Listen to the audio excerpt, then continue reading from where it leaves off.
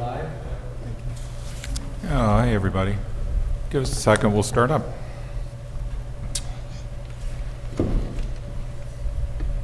So good evening.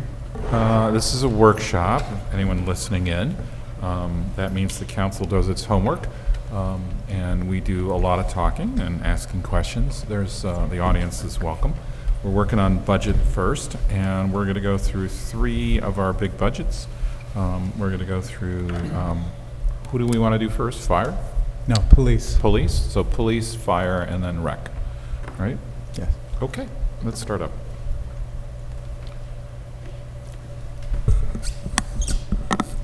Is Sands here? Or no? Is Sands on? Yes, Sands is online. Okay, so I'm going to present the police budget because the chief is out with COVID, and he's on remotely in case detailed questions come up.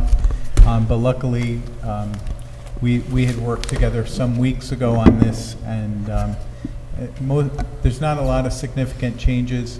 I'll just go through this quickly. Ben, if you could put up the 2024 budget overview. So in the packets and in your piles of handouts are 3 overviews for each of the departments we're going to do this evening. They're broken down into 5 pieces with kind of the department responsibilities, which is mostly for people tuning in. You know what these departments do. An update on staffing, some of the 2023 initiatives, just a recap, what we're proposing for 2024, and then the major items in the budget that are changing. And so I'll just go through the only thing on the police department I would just say is that we had more than 7,000 calls for service and this should say 2022. We haven't had a full year, but we do get a lot of calls for service, and our police have been, as you know, we've been a little bit challenged on staffing, so we'll talk about more of that. Right now, we're authorized for 36 police officers, including the chief, lieutenants, sergeants, detectives. We have 2 full-time admin staff, and then over the last few years, we've been hiring new police assistants. And when you see the word police assistant, it's basically a civilian dispatcher who can work the desk and allow a police officer then to be out on patrol. And we're also augmented by a Mental Health America behavioral health specialist. We're renewing that again. That's been very successful. We're in our 3rd year now with LaShavius Dicker, and then we have a part-time domestic violence advocate from the Duchess Abuse Response Team, and the county actually pays for that. Going to highlights of 2023, you'll recall last year when we added a few new positions, one of the new positions we wanted to open up was a part-time civilian dispatcher, and that person has come on working the noon to, hold on, let me see if, the 8 a.m. to 4 p.m. shift on Saturday and Sundays, and that's been a great help. And you'll see this year we're looking to hire for the later shift on weekends, which would be 4 p.m. to midnight. And again, what this essentially does is when we have a minimum shift of 4 people, instead of an officer being at the desk answering calls, that civilian is there, and then that officer can be out. We again will be talking about overtime. The last couple years we've had to add additional money into the budget for overtime, and that really is related to the fact that we've been 5 or 6 positions down at any time. Meaning that we don't, like right now, we lost another police officer last week to a transfer to a higher paying department. So we're back to 5 vacancies. And then at any time we've had 2 or 3 health related or other approved leaves for people in the rotation. So we've actually had points at which we've really struggled just to fill our minimum rotation, and what we're doing is we're ending up hiring people back on overtime. Now for 2024, we're not proposing any real major changes to the police budget. What you'll see We are looking now to hire a second part-time dispatcher for that Saturday night, Sunday night rotation. And then you'll recall last year we bought 4 sets of flock safety cameras, which are also driver license IDs, and they've worked really well.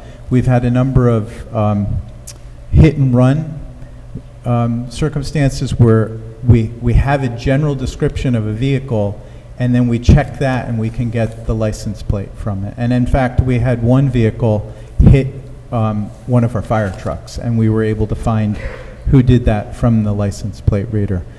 What we did find is on 9D, where we have one license plate reader, it can't cover both lanes of traffic. So we want to put a second one in there, and then this proposes also to put one at Fishkill-Teller Avenue, which is one of the highest use intersections in the city. And that helps in the case where we have something like a hit and run, where somebody hits your car and goes off, or we have somebody steal a catalytic converter, and they might still be in the city. And it allows us to find that. So we found the program to be successful. We're just looking to add 2 additional. Ben, can we go to major items?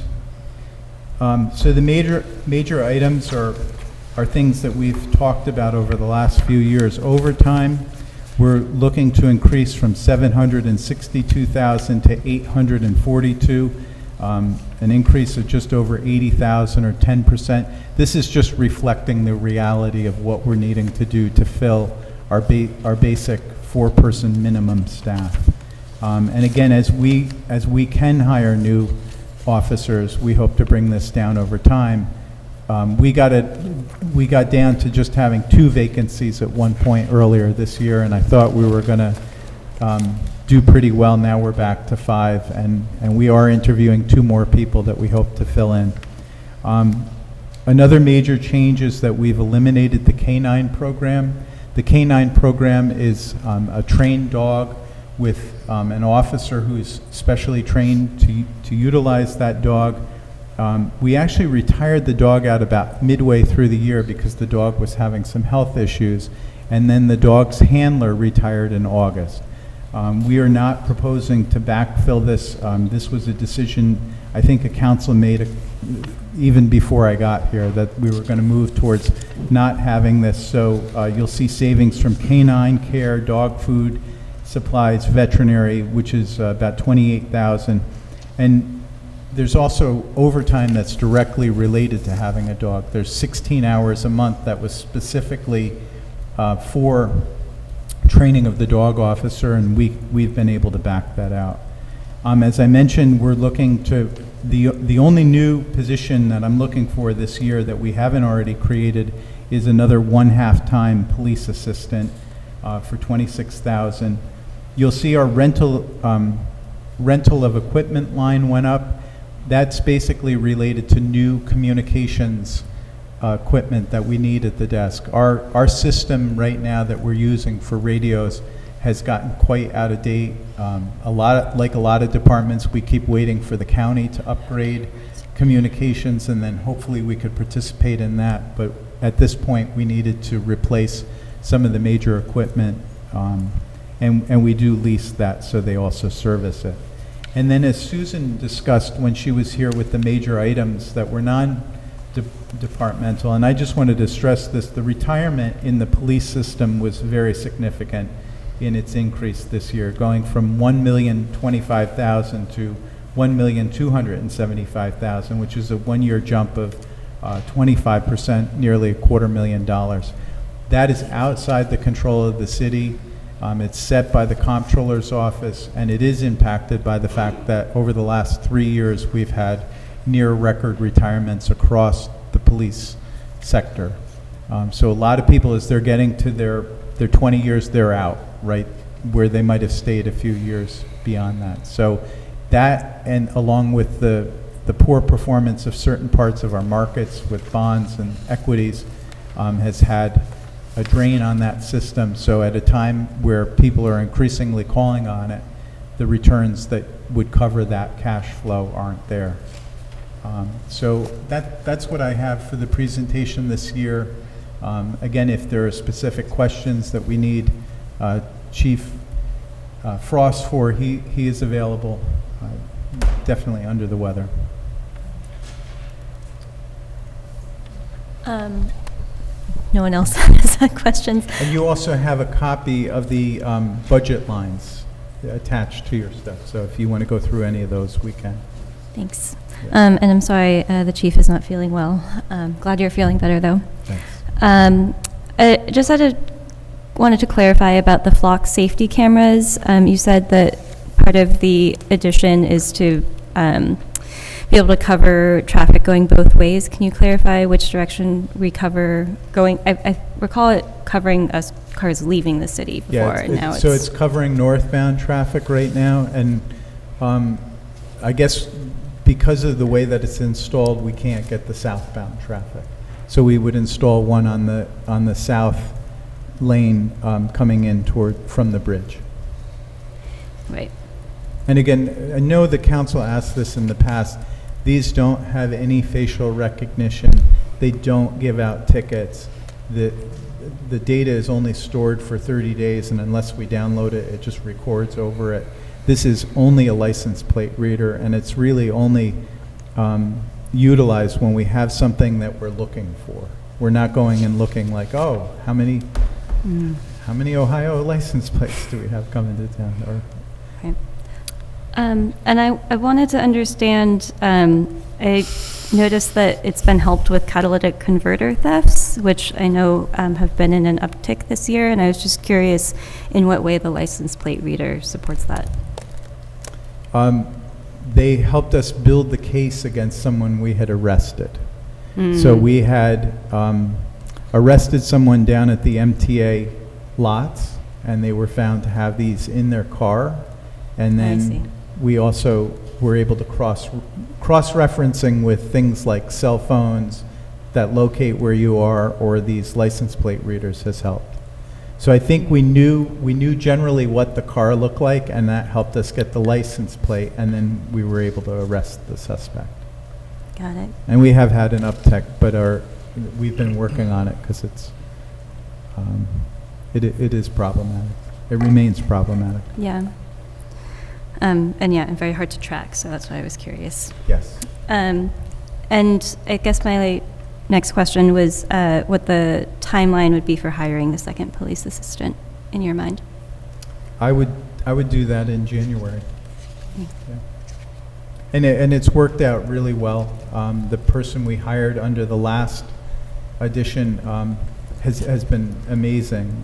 And these are also people that might eventually apply and take the test to become police officers. So it's a way for them to get to know the department and also see if they might want to do a career as an officer. Or even part-time can move to full-time.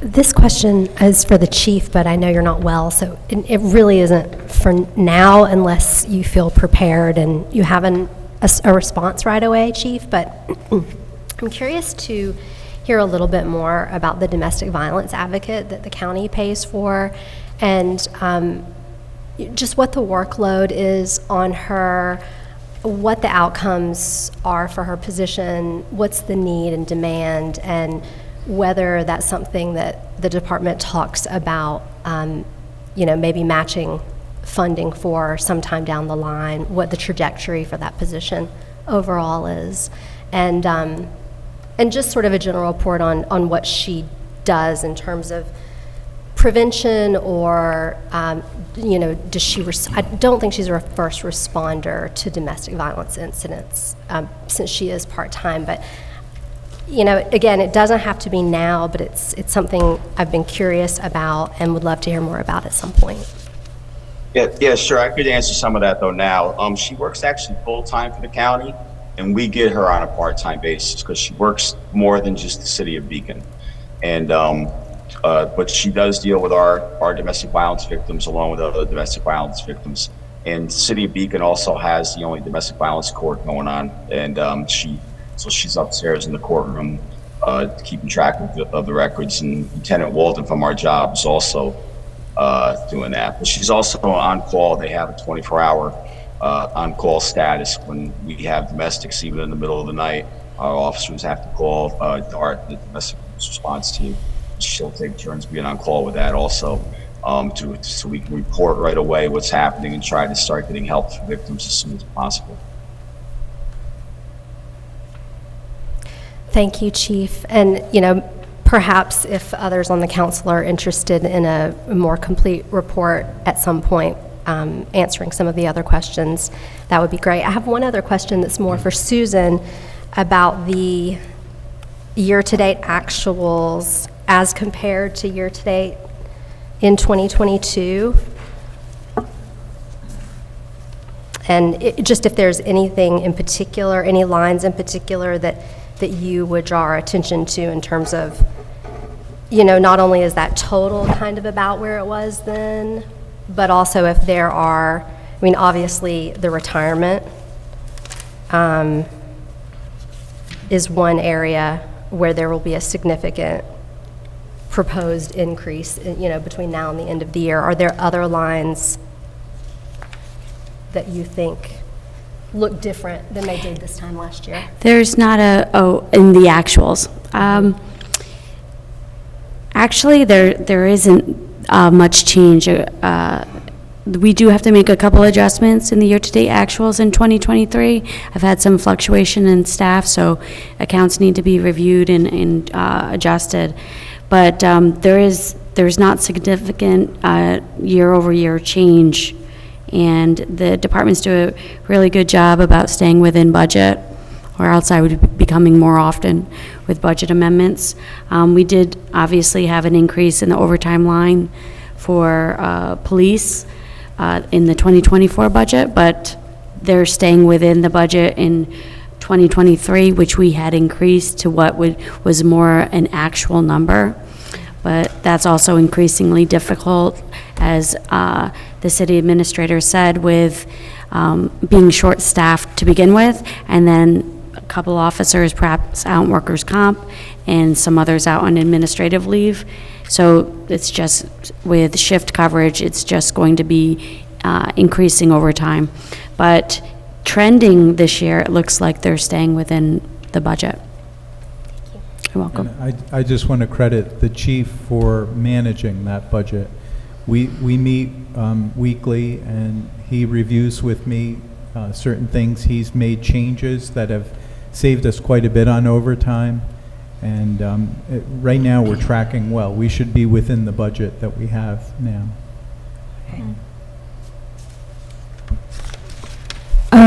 Similarly, this might be a question for a larger discussion another time. I was just taking a look both at the expenses and the revenues related to ticketing, and noticed particularly on the revenues that we expect less. We've gotten in what our budget was. We've gotten in less so far. I appreciate that how it's calculated might be on a delay, and they were actually expecting it to drop again in 2024.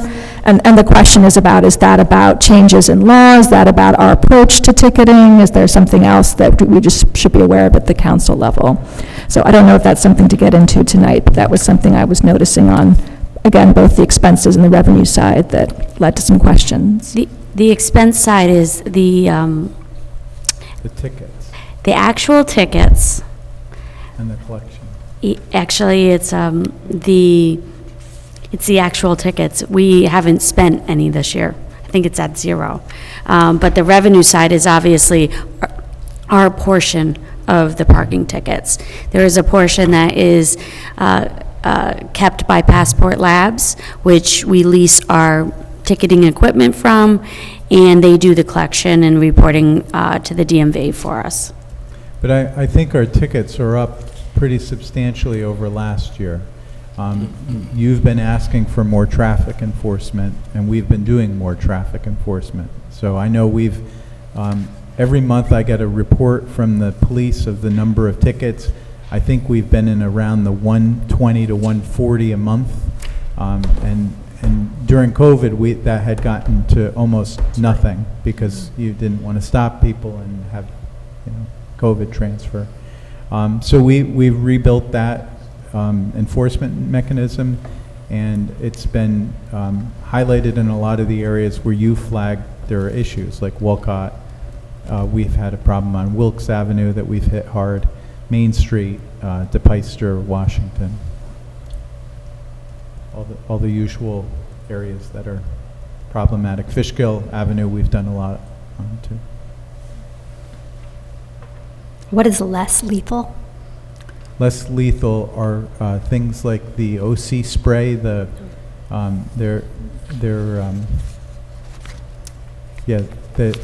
sprays that they use. Go ahead, Chief. Tasers, OC, batons, anything that doesn't deal with the firearm. And that's went up this year mainly to, we're low on taser cartridges. We use them for training. The batteries they run out have gone up a lot in price. We're actually getting a taser suit for trainers to wear so we can do more realistic training with them. This way we can actually use them with each other without actually tasing each other. But it's more realistic training because we don't use the tasers very often, but when you do, it's not a still target, right? So we want to add a little bit more realism to the training to make the officers more effective with them. But the less lethal has gone up from last year. Really just trying to catch up on our taser element and upgrade everything. The actual tasers we're using are going to be the same. It's the batteries, the cartridges, and the suit are some of the big expenses for that. Thank you. I have a question about, I know that from feedback I've gotten that we've had some good response to the signs related to speeding in this city, so the speed limit signs, the electric signs, and I don't think I'm looking at this budget, I don't think we're looking to buy any more of those. Is that correct? That's correct. Okay. We bought those at the end of last year. Instead of putting them into the 2023 budget, we decided to purchase them last year, and it's not part of the equipment budget for this year. And they in fact send us an extra one They did. inadvertently, and we ended up buying it at a really good discount rather than having to send it back. Right. And that's the one I think that we deployed on Fishkill Avenue. Okay. recently. So we have 5? How many, do you recall how many we have, Sands? We have 4, I believe. We purchased 3 last year. We had an old one. The old one's not in really good shape. Yeah, the old one keeps dying. I noticed the gas and diesel they're less so far year-to-date actual. I don't know if that's to do with when we record the expense of gas and diesel, or if that's a reflection of having more electric vehicles or anything else that we should be aware of. It's both. The budget, the actual is as of the August bill, so that would be 8 months with the actual costs. The budgeted amount is a 5-year trend. So as we implement more electric vehicles and use less gas, that number should decrease unless the cost of gas increases to offset it.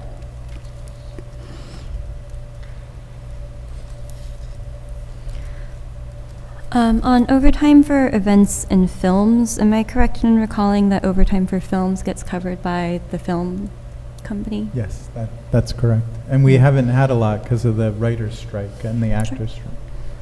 Makes sense.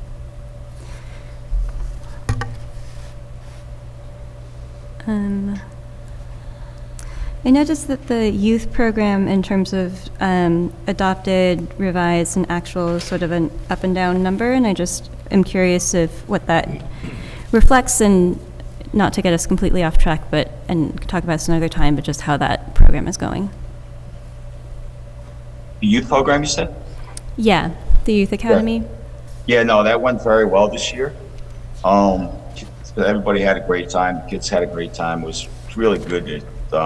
With the officers working that and the kids that are involved. I think it's a great program. Like I said, we're starting to get of age now where one of our officers and one of our police assistants was in our original classes. And so now we have people who did this in high school now coming of age that we can hire. We get a lot of positive feedback from the kids and the parents of the kids that do this, and I think it's a win-win for us. And, I can't think of any bad thing about that, about the Youth Academy to even talk about. And the amount, Sands, I think part of the question was the adopted 2023 budget had it in for 4,000. The revised budget brought that to 4880, and then our year-to-date actuals 2719. Is that just we didn't bill it all, or we didn't use it all? No. I don't have that in front of me. I'm sorry. It's okay. Yeah. It's just, it hasn't been paid for completely yet as of the date of this budget. Okay. If we increased it to 48.8, it's because we had purchase orders of $4,880 for their programming. So I would just say, I think that year-to-date is just lagging, and then Sure. we probably just added a little bit for inflation. Yeah, because we used all that money. Okay. Thank you.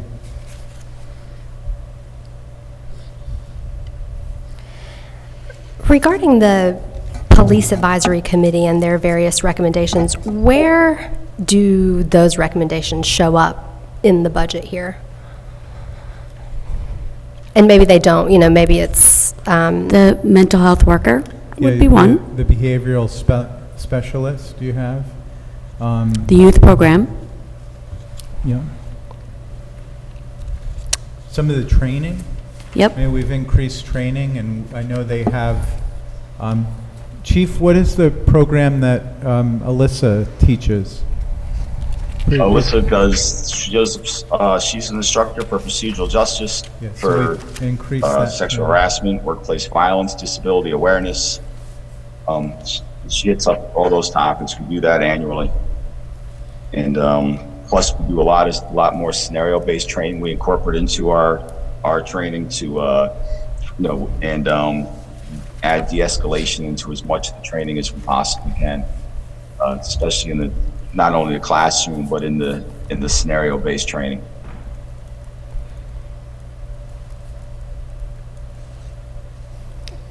I noticed crossing guard salaries, they're basically even, but as they've gone down, or we expect them to go down by $800, is that a reflection of the rates or the number of crossing guards we expect to have to cover in 2024? Maybe there's retirements and they're paid It's actually, different there rates. is an increase to the actual rate, but it's the calculation of the number of days times the number of weeks times the number of crossing guards times their rate of pay. Okay, so it just so happens it to could be, be it was a- a different math. this- Yeah, it's just a- Given the number of It days. sounds like it's a day or two less. And we did increase the pay pretty substantially, because we were having trouble covering these shifts, and then we were covering them through highway overtime, or if there was no one in highway, we'd do it in police. And we've only really had to do that a handful of times this year. Yeah, that's why I asked. I think because I knew that the rate went up, I was wondering why the And we did overall raise budget it went again down. another 50 cents an So- hour. Okay. I think what we might have done too is, I think on one of the shifts, we realized we didn't need the person for 2 hours. It was more like an hour and a half. Mm-hmm. So there might have been a little bit of reorganizing the time. Right. But that definitely worked out. When we started paying more, surprise, we got people that would There you go. take the position. Yeah, and just for anyone who's listening, that we're talking about school crossing guards, and that is covered in a police budget. It's not, doesn't come out of the school budget, in case That's you're right. confused by that. And it's the same number. We've not changed in the 3 years I've been here, the number or the locations. We just kept with what we had. So I think this is my last question. Under secondary language, that's the bonus we give for officers who speak a second language, is that Yeah. correct? So when we did the last contract with the police, we were trying to incentivize having bilingual officers. We have 3 that are fully fluent in Spanish right now, and they've helped us in an array of situations, even outside of police. So I assume that means it's an end-of-year bonus, and that's why it's not showing up in actual, but we do have 3 officers who are... Yeah, we have 3. And traffic lights, is that for just maintenance, or is that for new traffic lights? No, it's for maintenance. So the other, like the crossing guards, you would think that would be in a school budget, but it's in theirs. The maintenance of those traffic lights is in the police budget, and I think that's because of Public safety. the way the state lists these accounts. Mhm. And when we do new ones, like, so we're going to be upgrading the traffic light at Teller Fishkill when we launch that project next year. That's out of the capital budget. But then the maintenance will be Got it. an operating budget item.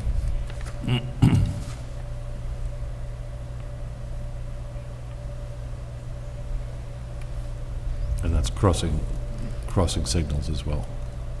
Yes. Any other questions on this one? I'll just add a historical note. 20 years ago, there were 4 dogs in the police department. And so he said, I don't know if this council was interested in, but at the time, that was the most of any other department in the county. The only other entity that had 4 dogs was the county itself.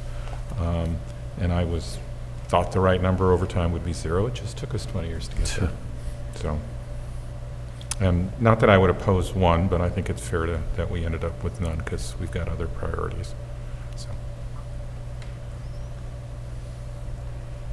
Sands, I hope you feel better. Thank you for joining us this evening. Yeah, I apologize for not being able to be there, but I'm sure you wouldn't want me there. And Chris, you listened to our meetings very well. I thought you were the police chief for a while tonight. You did a good job. I think this is historic. I've never seen the city administrator do the police budget, so Well, I He hope it's the obviously last takes time, notes. too. did a good job. Thanks. So, Thank you very much. thanks a lot, Sands. Thank you. Next up, we have the fire budget, and we have Chief Tom Lucchese with us tonight, who fortunately doesn't have COVID. Yeah. Good evening. First off, thank you very much for allowing me the opportunity to appear before you this evening. The mission of the fire department is to protect the lives and property by responding to fires, natural disasters, medical emergencies, and accidents. The department's career and volunteer members are committed to serving the city in a prompt, professional, and courteous manner, and strive to promote public safety awareness and fire prevention. In 2022, we responded to 1,925 calls for service, 18 of which were structure fires. Our average response time, which was the fastest in Dutchess County, was 3 minutes and 21 seconds. Our current department staffing includes 1 fire chief and a total of 17 career members, which is 4 lieutenants and 13 firefighters. We also have 8 volunteer firefighters. Some highlights of projects and initiatives in 2023 is the creation of a new firefighter position, the fire station rehabilitation project. In March of 2023, we added our 17th career firefighter. This additional staffing has allowed one of our 4 shifts to now have 5 career firefighters as opposed to 4 working. That also allowed that position to cover any long-term openings due to injuries or loss of staff. The fire station project, which is underway, happens to be right across the street, involves the renovation of 10,000 square feet of existing building space, as well as 6,400 square foot addition. When completed, the renovated facility will be all electric, utilizing geothermal heat pumps for both heating and cooling. The station will meet the operational and safety needs of the department today, as well as for decades to come. Construction began this year in June of 2023, and we anticipate completion to be the summer of next year. Some major item changes proposed for 2024 which include funding increase to the overtime line, equipment, maintenance of equipment, and retirement contributions. For equipment, we're looking at increase in funding is to replace aging and obsolete equipment. This includes hoses and radios. This past year, we lost 55 lengths of hose that failed during annual testing. That's about $23,000 to replace for 2024. We're also looking to replace radios that are over 25 years old. And this is what we use at every fire to communicate. For maintenance of equipment, we're looking at funding increase to provide the necessary funding to support the proper annual testing and prevention maintenance that's required for our fire apparatus and life-saving equipment, such as our self-contained breathing apparatus. As with the police department, the New York State retirement contributions went up considerably by more than 10% for 2024. In closing, a well-funded fire department ensures the prompt and effective emergency response to fires, accidents, medical incidents, and natural disasters. Increased funding enables the department to maintain a sufficient number of trained personnel, modern equipment, and up-to-date technology, all of which are essential for safeguarding the community. And one of the initiatives that the chief didn't mention is that we hired a new chief last year. So Gary Van Voris helped with the transition while Chief Lucchese was part-time, and we're happy to report that he is now retired from his position in the city of Newburgh, and he is now full-time with us. So congratulations. Thank you. I see in your report when talking about overtime that one of the reasons driving that is because we don't have enough volunteers generally, and maybe interior firefighting volunteers specifically. And I remember when you first joined us, this was also bringing in more volunteer firefighters was an area that you have direct experience in and you're interested in. And I'm curious if maybe not for 2024, but looking forward a couple years after that, if you have some thoughts that you're ready to share about what are ways that the city could attract more volunteers in the fire department that we currently have. Sure. So as in Beacon, same in Dutchess County, through New York State, and the entire country, is a declining volunteer members. It's tougher for volunteers to make the commitments that's required to be a volunteer member. And that's what we're seeing in the city of Beacon. There are programs that other places have been successful in doing. Right now, we are on a pause of taking in new members due to our transition into a new firehouse facility. But after we're in a new firehouse, there are plans I'm going to look into to try and increase volunteer recruitment. But right now, we are seeing a decline. Great, thank you. Well, I certainly encourage the goals of increasing the volunteerism. I think the long-term trend, as you said, is in the other direction, so we're sort of swimming upstream. But, you know, you swim anyway. Yeah, that is an unfortunate truth, but it's a trend nationwide, not just here locally. So I note since my first budget as mayor, our career staff count was 13, is now 12 is now 17. I got the numbers right? We added 4 in the first year? No, we added 4 lieutenant positions. So you had, when I came on, which was a year into your tenure, Yep. we had 16, Yeah, but but- there were no lieutenants. And The then we year did- you came on, we had, we added the 4 from the SAFER grant, the 3 from the the SAFER year grant, I'm before sorry. I came, Yeah, that 3. first year. Yep. So, And then we created 2 lieutenants one year Right. and 2 lieutenants now. So we second have a year. command structure, other than the chief, on those, all 4 of the rotations. Yeah, because I'm just looking to summarize the investment with fire, not counting the capital investment. I think, Susan, you've got it right. We added 3 in my first budget, then the 2 lieutenants, then the other 2 lieutenants, Right. and then a 17th member most recently, right? In the last- well, we went from 12, then +1, then +3, and then +1. Yeah, there you go. So, And adding the lieutenants was just taking a firefighter and making them a lieutenant. right.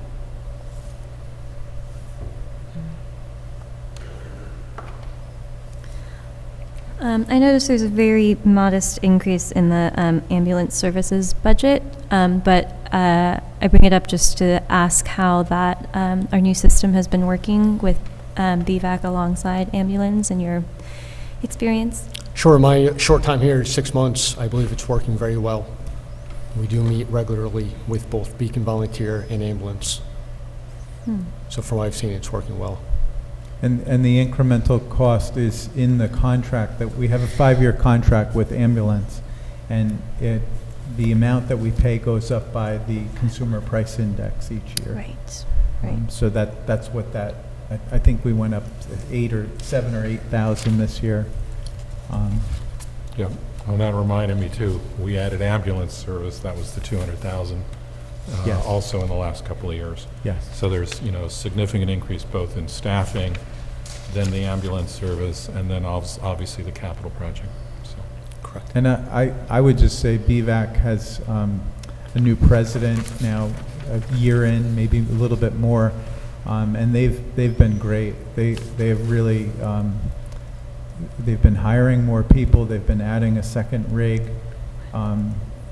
They had really struggled during COVID, and I think they've really restored a functioning BLS system, and then now looking at how they might train for advanced BLS. And we Yeah. helped with that grant as well, with our community investment grants. Yeah, that was going to be my next question. Tell me if this is off topic, but if that is still sort of the idea that if BVAC is able to return to having ALS capabilities, if that's a goal that the city would want to support. I think the city is looking for a long-term solution on ALS. How we get there, it could be a couple ways. Yeah. I am concerned at looking at the industry. You've seen the implosion of some of the companies, like Mobile Life had contracts with other municipalities, and they walked away from those contracts because they were bought out by Empress. And when they were bought out, it was just their assets, and they didn't honor the contract. So, again, ambulance has been wonderful. I do wonder how that's going to change, and it's always a good option to help build up the home team so that you have a backup plan. Yeah, I know they used to have that certification level, but Yes. they're just trying to get back to it. Yeah, and I think that that's a long-term goal of theirs. That's great.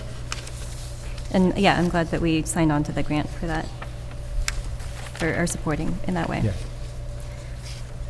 Yeah. This is a small thing. It's like only a couple $1,000s, but it's a more than 200% increase on the assistant chief stipend, and I just wasn't sure what that was. Leahy? Yes. Oh, okay. So historically, years ago, the assistant chief stipend was up to $13,000 a year, and it was passed years ago, or it was lowered years ago, and the current assistant chief did ask for an increase. Got it. So this wasn't as much as he had asked for, but we wanted to reinforce the great work he does for us. There are a lot of times where he's come into fires and really helps a lot. So this is, He does fill a very large command void, where if he was Yeah. not there, the on-duty lieutenant would not be able to enter the building, would have to stay in command of the scene. So it does help us out tremendously. And he's retiring from his job, so again, we thought it was fair. He's probably going to be putting more time in for the fire department. And that's our one interior firefighter. That's correct. Yes. Yeah. I was just curious why it was pulled out. That's what I thought it was for, but I was curious why it was pulled out from regular salaries. It's a stipend, he's not an employee. Regular salaries would be an employee. Yep. That makes sense.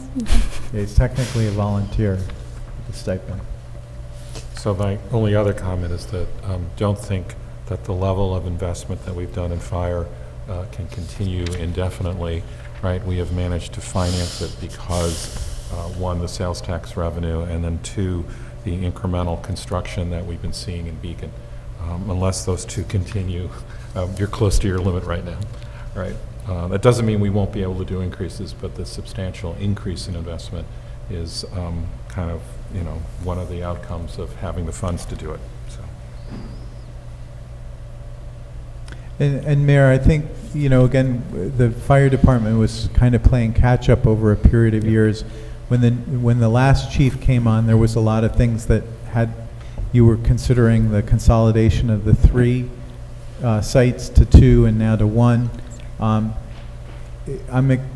I would also say we're going to need to continue to invest in the fire department in that, our apparatus, our safety equipment, our communications equipment, they've all kind of waited for the firehouse project to go, but they're just as important as the facility. So I would just say I think we can continue to incrementally grow the department and budgetarily without. We know we have to be careful with the new firehouse, but there still is some updating that needs to be done. Yep, and just to be clear on the capital side, I'm going to be looking for sources of funds to cover the $14 million in construction. So We are too. okay.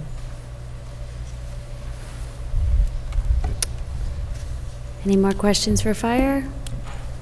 Thank you, Tom. Thank Thanks you so much. Tom. Thank you. Really appreciate it. All right. And we have Mark Price, the Director of Recreation, to do the budget presentation for rec. In your packets, you'll see we did include in the budget parks, and that actually is part of the highway budget. We just wanted you to see that we are also investing in physical parks, but most of what Mark is going to talk about is programmatic. Sometimes Mickey lets me steal a little money from his budgets, too.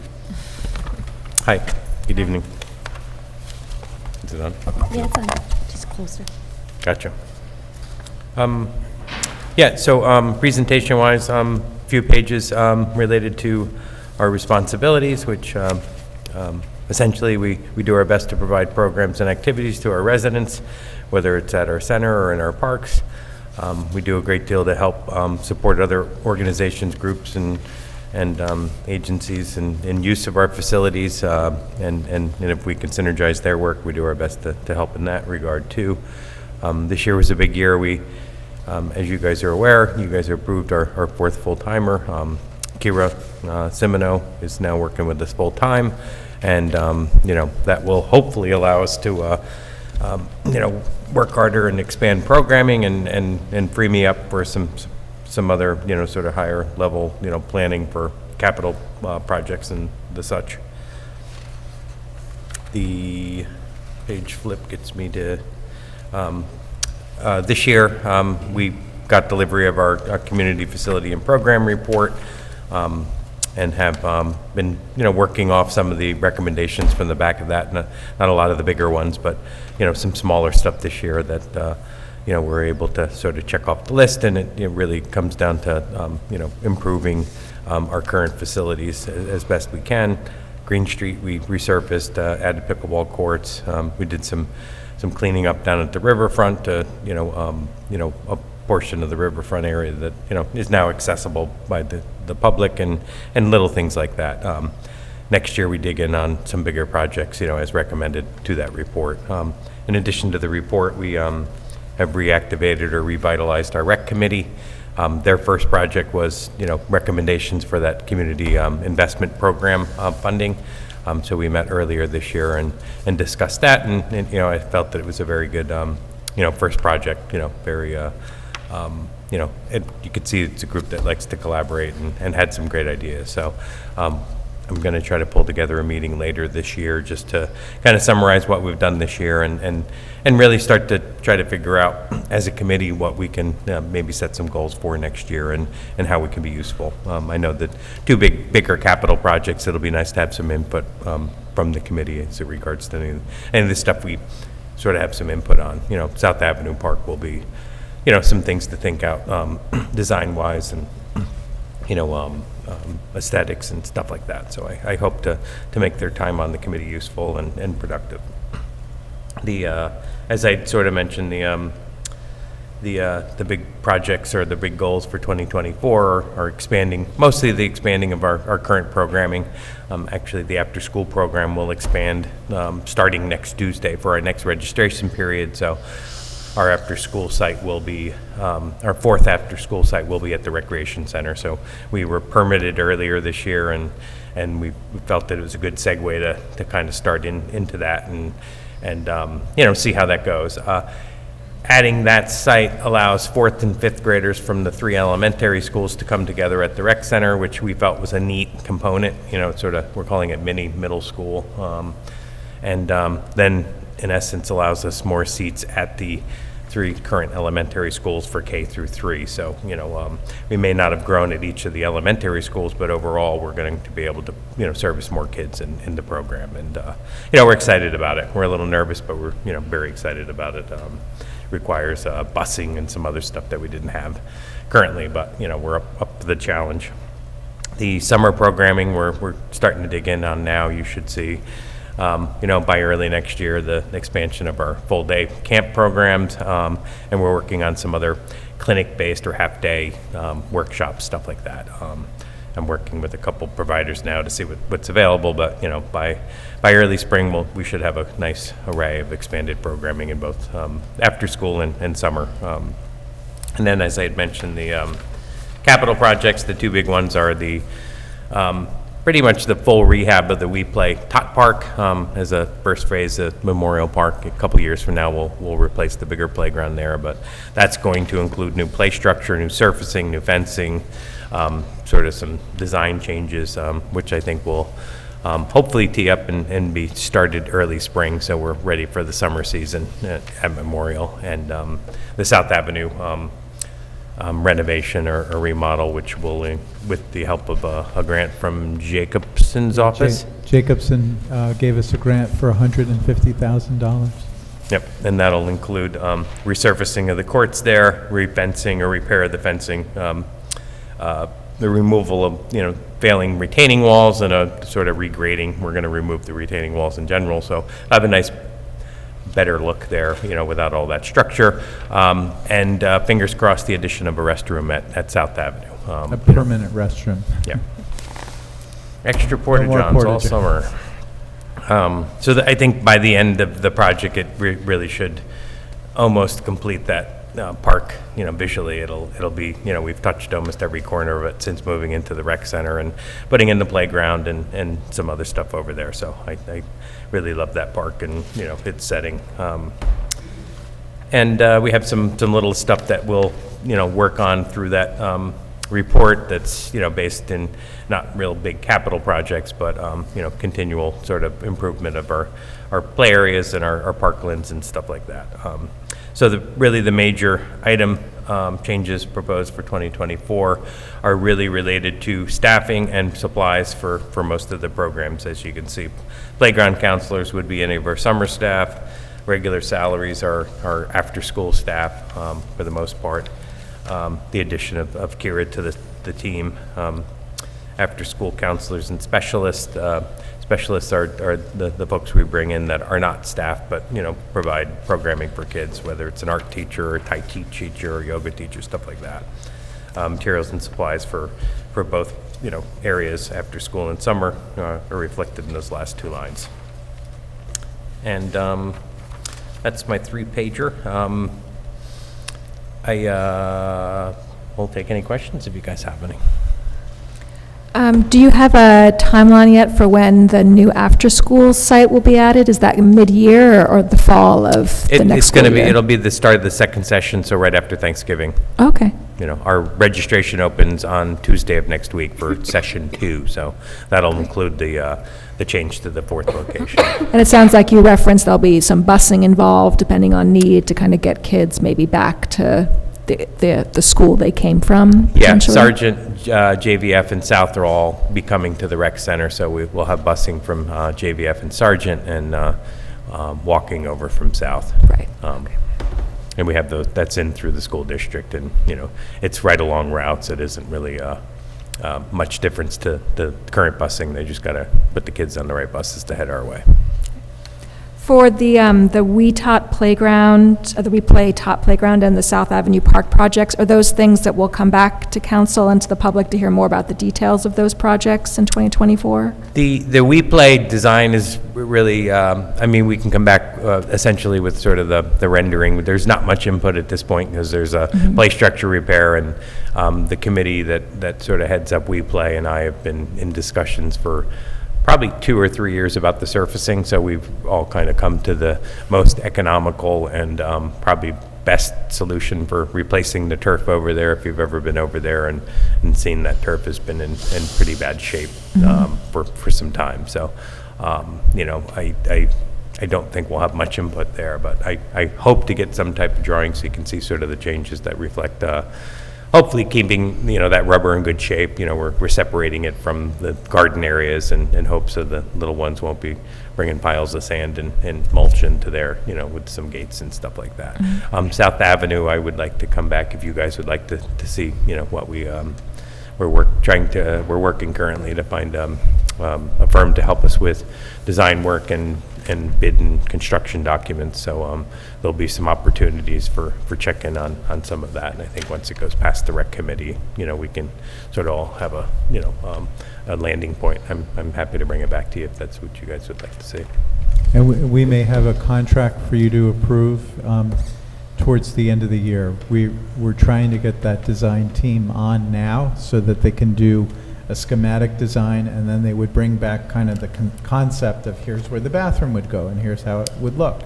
And then we would go to final bid documents that they prepare. We'd like to do this job next year, so I'm hoping to bring you a contract in the next few weeks. Our city engineer is looking over a proposal that we have that we think probably is going to work for us.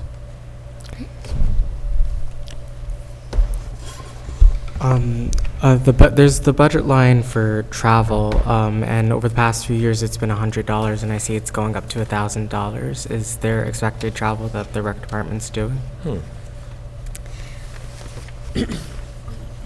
I think that was, I added an extra 0. I think that's me. He meant 100. Okay. So, travel. Where we hit? Some training. Very excited about the bathroom at South Avenue. I'm curious also, the overtime bathrooms budget line, what is that? That's a legacy when we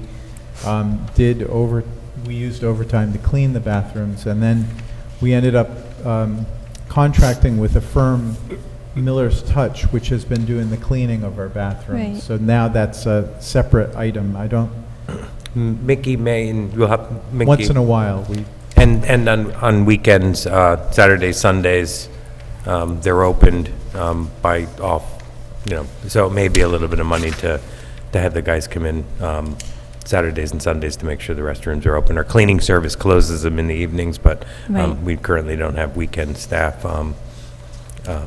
so it might be a little bit for that, but I'd have defer to Okay. Mickey for That that. is what it's for. Okay.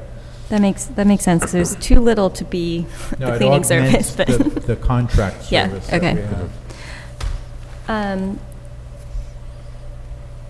And just a related request that the hours of the bathroom be posted somewhere. I believe they are consistent, but folks are very confused by that whenever I hang out. Good idea. In that area. What was my other question? Oh, I was curious what the community outreach budget line was. I hadn't noticed it before. I'm curious what that covers. In the past, it had been for incidental printings for some of the committees. Over COVID, we used quite a bit of that for, you know, for extra printing. Recently, it's been used by the compost working group for signage. I think anything related to sort of outreach, independent of sort of the recreation budget. Got it. And then a few lines above that, under planning studies, is that the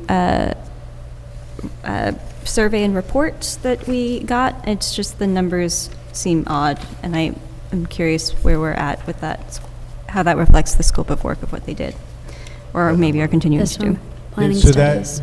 the billing on that was straddled two budget years. Right. So we started that in 2022, and you'll see we paid out about $37,000, and then they continued to work on the study for the first 3 months of 2023. I think we finalized that report in March, if memory serves. Got it. So we used the whole 50,000 or Right, just it's just under. over 2 years. Right. Right. That plus that equals that. That makes sense. Thank you. I had a question about Beacon Hoops. It looks like we have kind of both an expense and a revenue that even out and it increases in 2024. Do we know, is that because they expect to expand their programs? Is there some reason we're raising our fees? No, fees probably will not increase. We've just seen a growth in the last couple of years to the program. So growth to the program usually means more reps, more balls, more shirts. So, it's And that's, I think that amount's even higher once we get through the last month. yeah. So, Yeah, on this both year- sides, this revenue year was and a- expense. A little over budget as far as it looked on the expense side. We Yeah. had seen a reasonable revenue on the other side, but this year they added a all-girls division, so that bumped our numbers by 30 or 40 folks. So I think we're just doing good. It's really a group of volunteers that have sort of brought something that was lagging behind a little bit, back post-COVID, and it's great to see. Yeah, definitely. I had a couple of pool questions too. I was curious that the lifeguard, what we've actually spent this year seemed to be higher than our budget that we're planning for next summer. Is that because of overtime we had such a high budget, or why we expect that we'd be able to keep that down this coming summer? I think it's an increased rate is one factor. Yeah, the rate goes up a little bit. We did have a couple extra, maintenance staff in there this year, so I think that bumped it up a little bit. So I will reflect that in a different summer line next year. The goal is to operate, 7 days, for the better part of, 60-plus days like we usually do, July and August, with public hours in a similar domain, which is what requires lifeguards.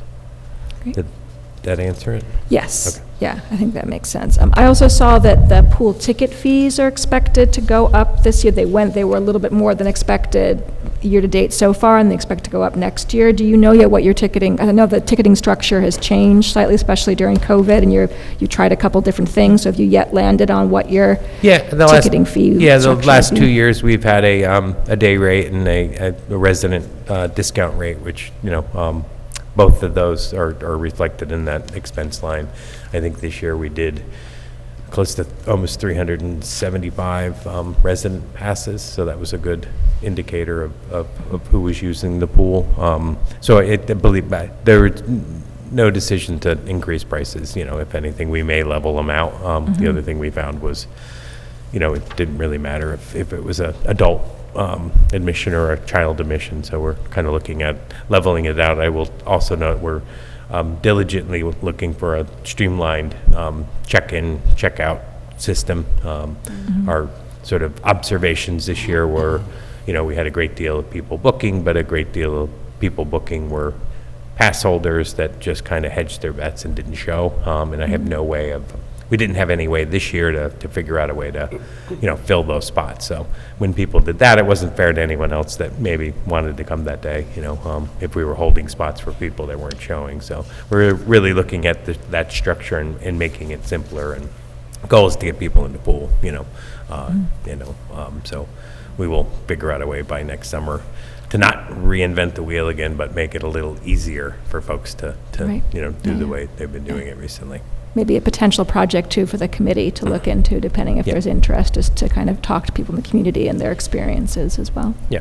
Great, thank you. Yeah, I mean, I believe everyone was agreeable to the idea of pre-booking their time. They weren't as joyous about the process itself, and I will, be the first one to admit that our MyRec platform didn't handle that task as clean as it could be.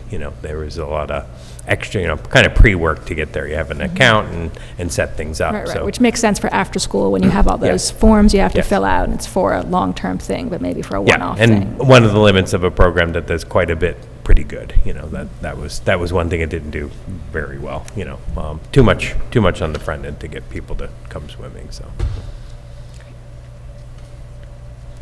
Mark, how many people, you gave me a figure of how many people swam in the pool, like, and again, some people were repeat, but that number I know was pretty significant.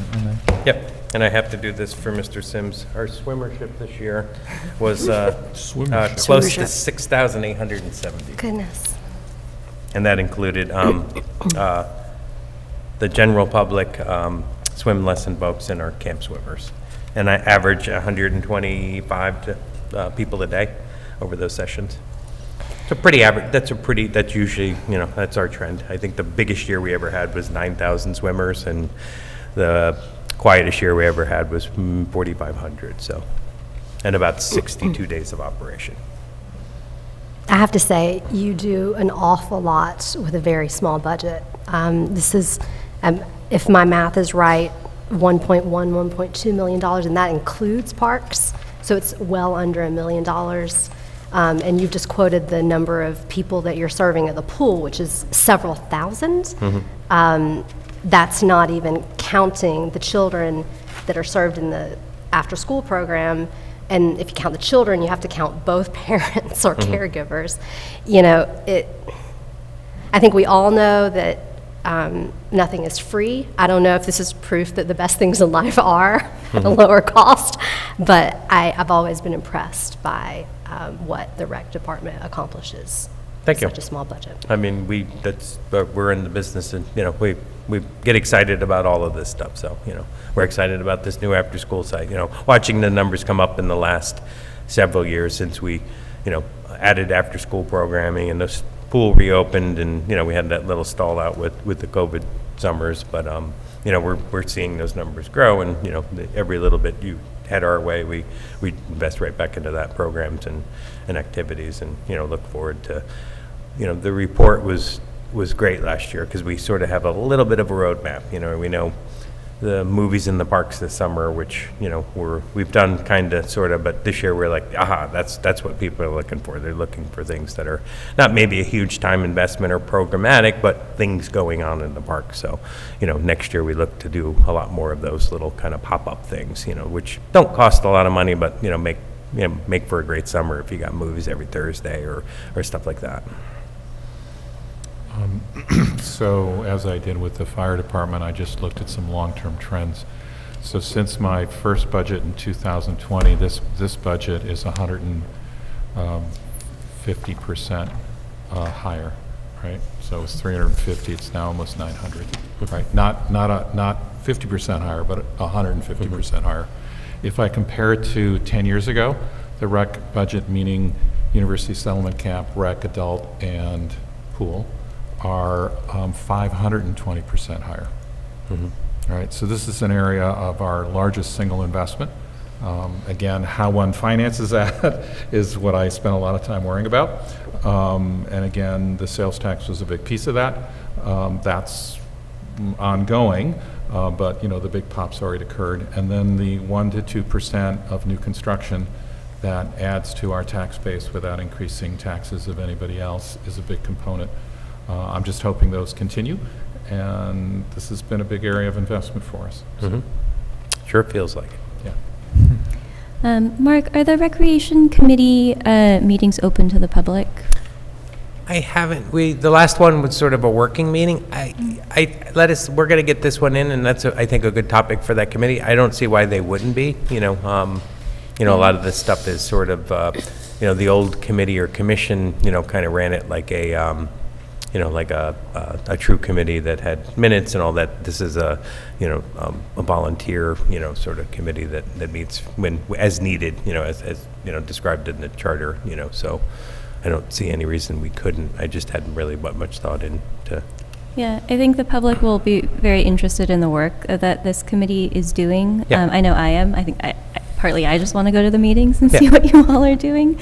But I think it's also a great recruitment tool for the public to be able to go to those meetings, understand what it is that the committee does. So in the long term, you'll be able to continue to keep that committee alive.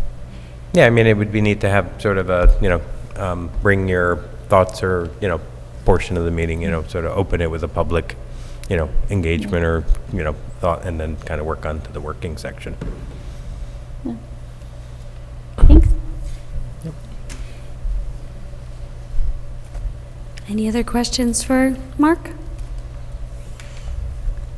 Okay. I thank you all for your time. Thank you. Thank you, Mark.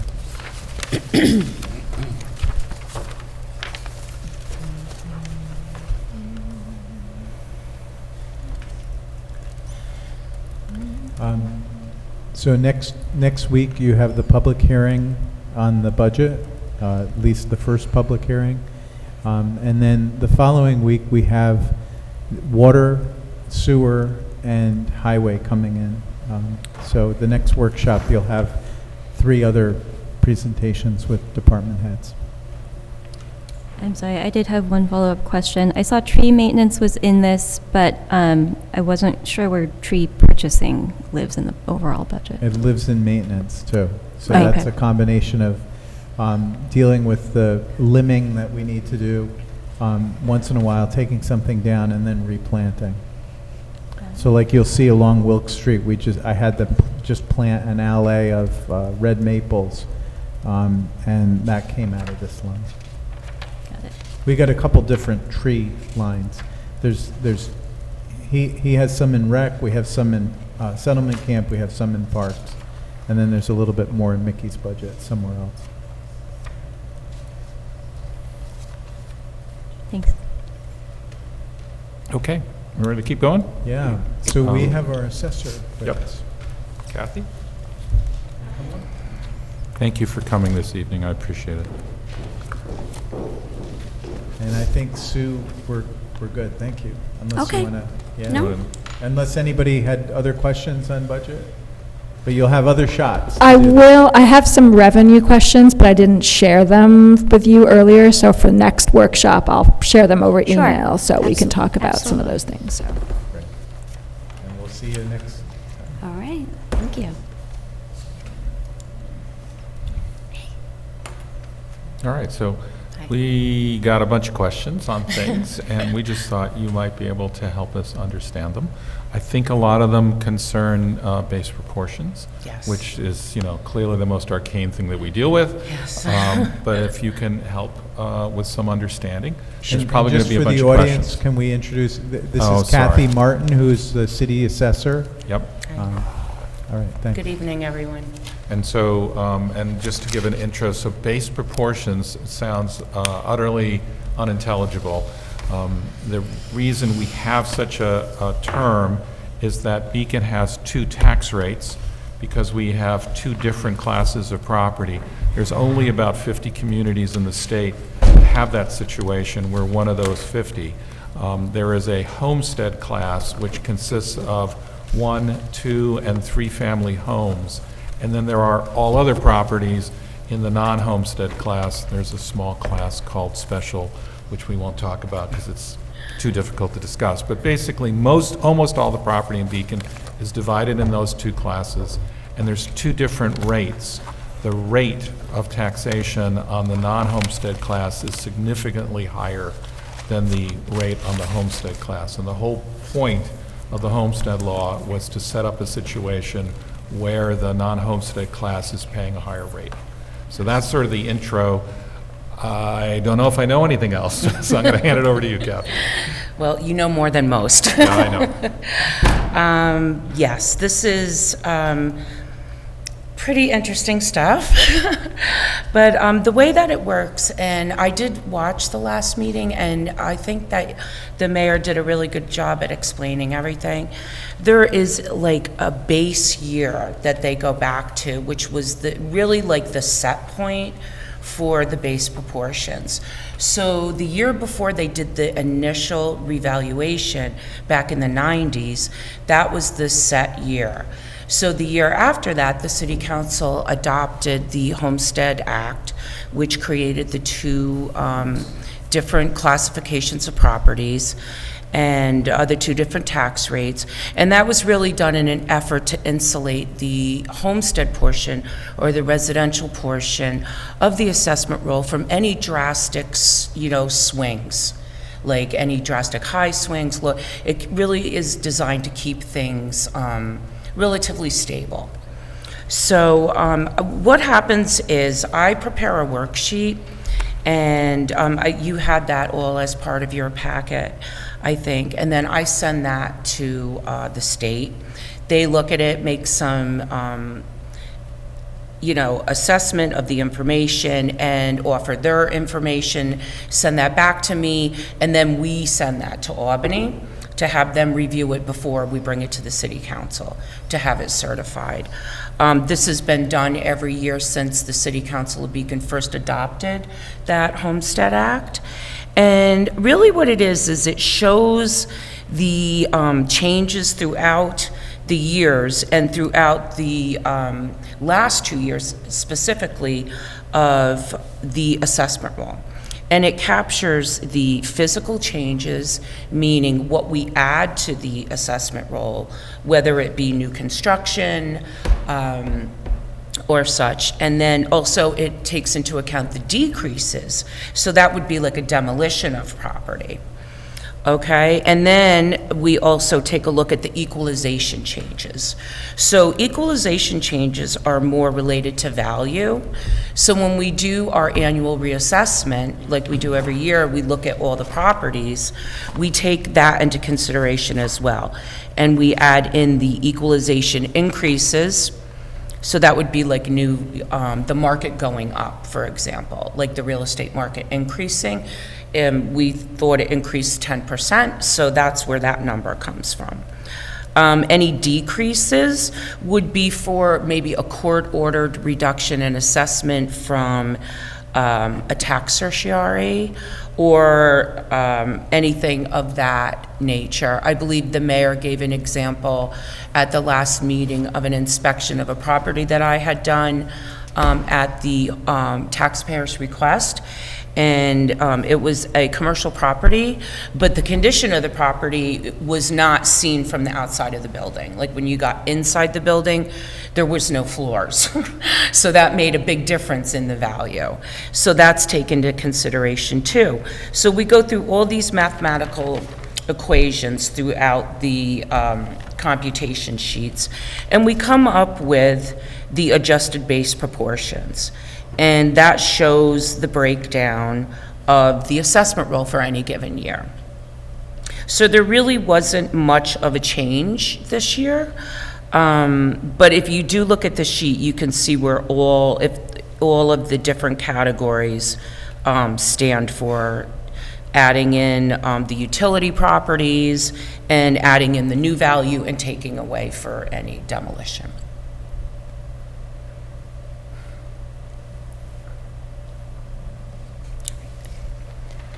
Can you talk through the process of when a significant new homestead project gets added to the rolls, how that then impacts the base proportion? So we have Edgewater that's coming on with several hundred homes. I assume that would be non-homestead, because it's not condos.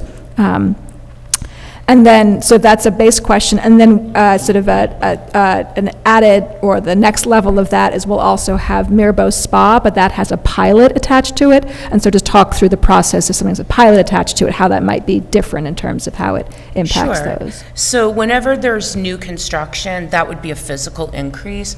So in the case of an apartment complex coming online, that would be a physical increase to the non-homestead portion.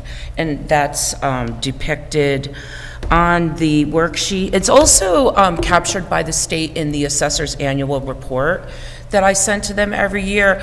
We send in great detail the information that's on this sheet to the state every year for their verification. Like basically every activity that's taken place for every single parcel in the city of Beacon gets reported to the state. So in the course of a new commercial property being built and having their CO and coming on, it would go on as a physical increase. A Mirabou situation, a pilot situation, is a little bit different. Pilots are payments in lieu of taxes, so that's administered through the Dutchess County IDA, the Industrial Development Association? Agency, okay. And in conjunction with the county and the city. And so they don't come into consideration when we calculate the adjusted base proportions because it's not considered a tax. A pilot is considered a payment and not a tax. So when a property goes into a pilot program, it's essentially removed from the assessment roll and held in a separate bucket.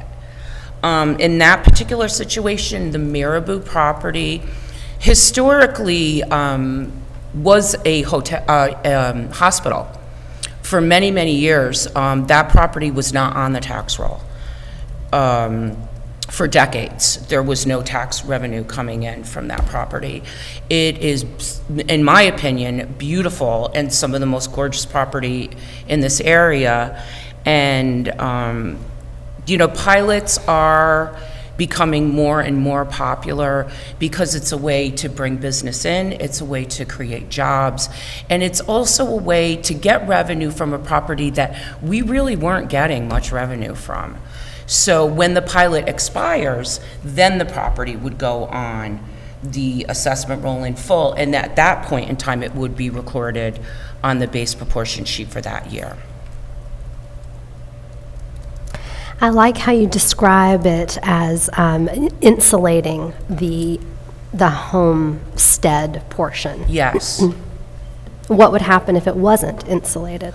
Well, I can tell you this, the real estate market in the city of Beacon has been, as I'm sure you're all aware, very active, to put it mildly, in the last decade, really. The homestead, the residential prices are very elevated right now, and I think that if there wasn't this protection, there could be a dramatic swing onto the residential taxpayers, just based on the very high sales prices.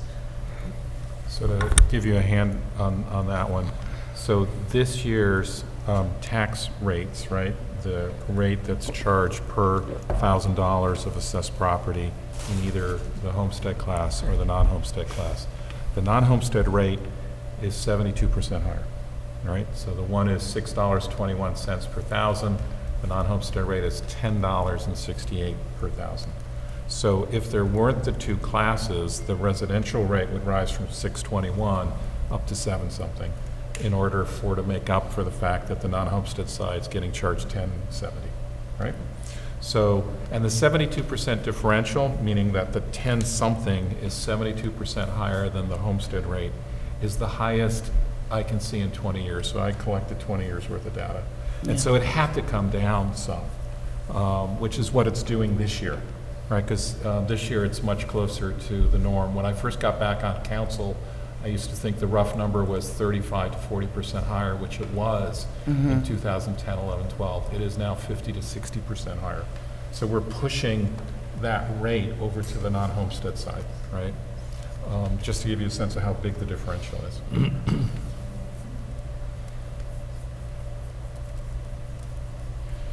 So basically, we prepare the sheet, present it to council. If the council approves it, then the city clerk signs and certifies it, and then we send it to Albany. That's the process every year. So I had a question for you on the pilot. Obviously, a pilot, one of the big components of it for someone receiving a pilot is that it's certain and you know what the rates are going to be. Yes. My guess would be that the first year something like a Mirbeau comes online, their assessment is going to be a function of their income, right? Yes. And their first couple of years of income while they're just opening are probably going to be modest. So my guess would be, and see, I'm just wondering what you think, that the pilot actually probably collects more the first couple of years of the pilot than the revenue of the hotel would support in terms of taxes. Yeah, that could be absolutely true. That's sort of my hypothesis. Sure, while they get up and running, absolutely. And so they're kind of willing to pay that because it gives them a level Right. period for a period of time. There's still an increase, but it's a Yes. known level of increase. Right. Yeah. And so it may well be that over time, the pilot is a benefit, but a lot of it is because it's a certain number, and you can go to your investors and Yes. say, okay, it's not going to go higher than this, even though I might be paying more the first couple years. Right, and that's really one of the major points, is for the investor to know what exactly, they're looking at every year. So it helps them to get their business started and stabilized. And then, there's also benefits to the city beyond that in job creation, as I mentioned, and, having people come into the community and spend money in other restaurants or what have you. And the other thing I would note about this particular property is it is zoned R180, which means 2-acre residential single-family zoning, Right, which is in the lower tax rate if it were to be built out. yes, And so what this proposal is doing is it's guaranteed that it's going to stay in the non-homestead. Right. Which is, as I mentioned, 72% higher per dollar of assessed value. It won't stay at 72% next year. It's dropping down, which is why our rates are moving around a little bit. But that substantial differential immediately comes to the city because it's suddenly in the non-homestead rate. right. And I mean, the property as it stands now, as I mentioned, was not on the tax roll for many, many years. And it has been on the tax roll the last maybe 10 years, but not at a very high number based on a sales price and also based on the condition. There's been a couple of buildings taken down. There's been a few of the outbuildings are in a state of disarray. So even the first year, I think, in the pilot, the city will be benefiting more than they are now with the property as it is. So, and I also would venture to say that the value going forward would always be higher than that of the single-family homes. On that particular property too, we should be clear that there were nonprofit developers looking at it who would have taken it completely off the tax rolls. Right. And that was a big fear, even when you and I were on council in the 90s, that it was just going to be locked up for the next generations as non-taxable. Right.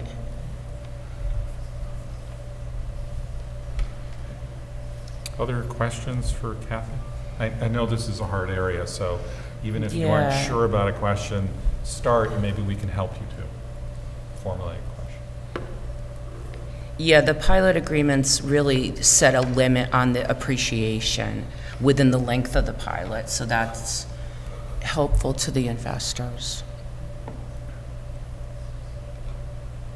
Kathy, while people are thinking about questions, give us a little preview. When do your assessment letters go out next year, and what's the process? If somebody just moved to Beacon and they don't understand the assessment process, walk us through what happens next Okay. spring. So if somebody please. just moved to Beacon today, the first thing I would say to them is welcome. And also to call the state immediately or get online to New York State Tax and Finance and sign up for the STAR program. That's step one. That's an easy one. And so the STAR is a... The STAR is a school tax savings. Right. The basic STAR is available to every resident as long as their income is below $250,000 on their primary residence. So that's for people under 65. And then the enhanced STAR is for people that are over 65 that have their income can be up to $98,000 this year, adjusted gross income.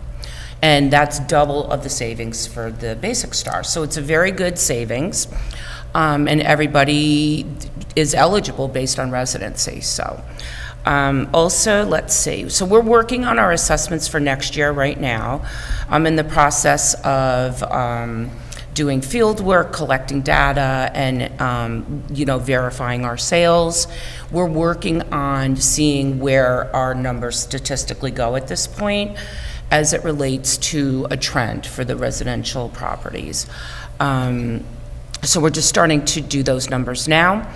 And then in May, people will get a change of assessment notice from my office around May 1st. And then everybody gets that letter in the city of Beacon. And you should review the information on it. If you don't agree with the assessment that's on that property, please call me, email me, come to my office. We can set up an appointment. We can review the information that I have, and we can see what information a resident has and see if maybe there's something incorrect on my end, or just go through some sales comparisons to look at the value of their property. If the person is still not satisfied at that point, they really feel strongly their assessment should be different, the next step would be to go to grievance day. The grievance board is a board of volunteers from the city that are all given training by the state to sit on the grievance board and render decisions. So that's always the fourth Wednesday in May. And if you don't like that? And if you don't like that, you can then go to small claims court.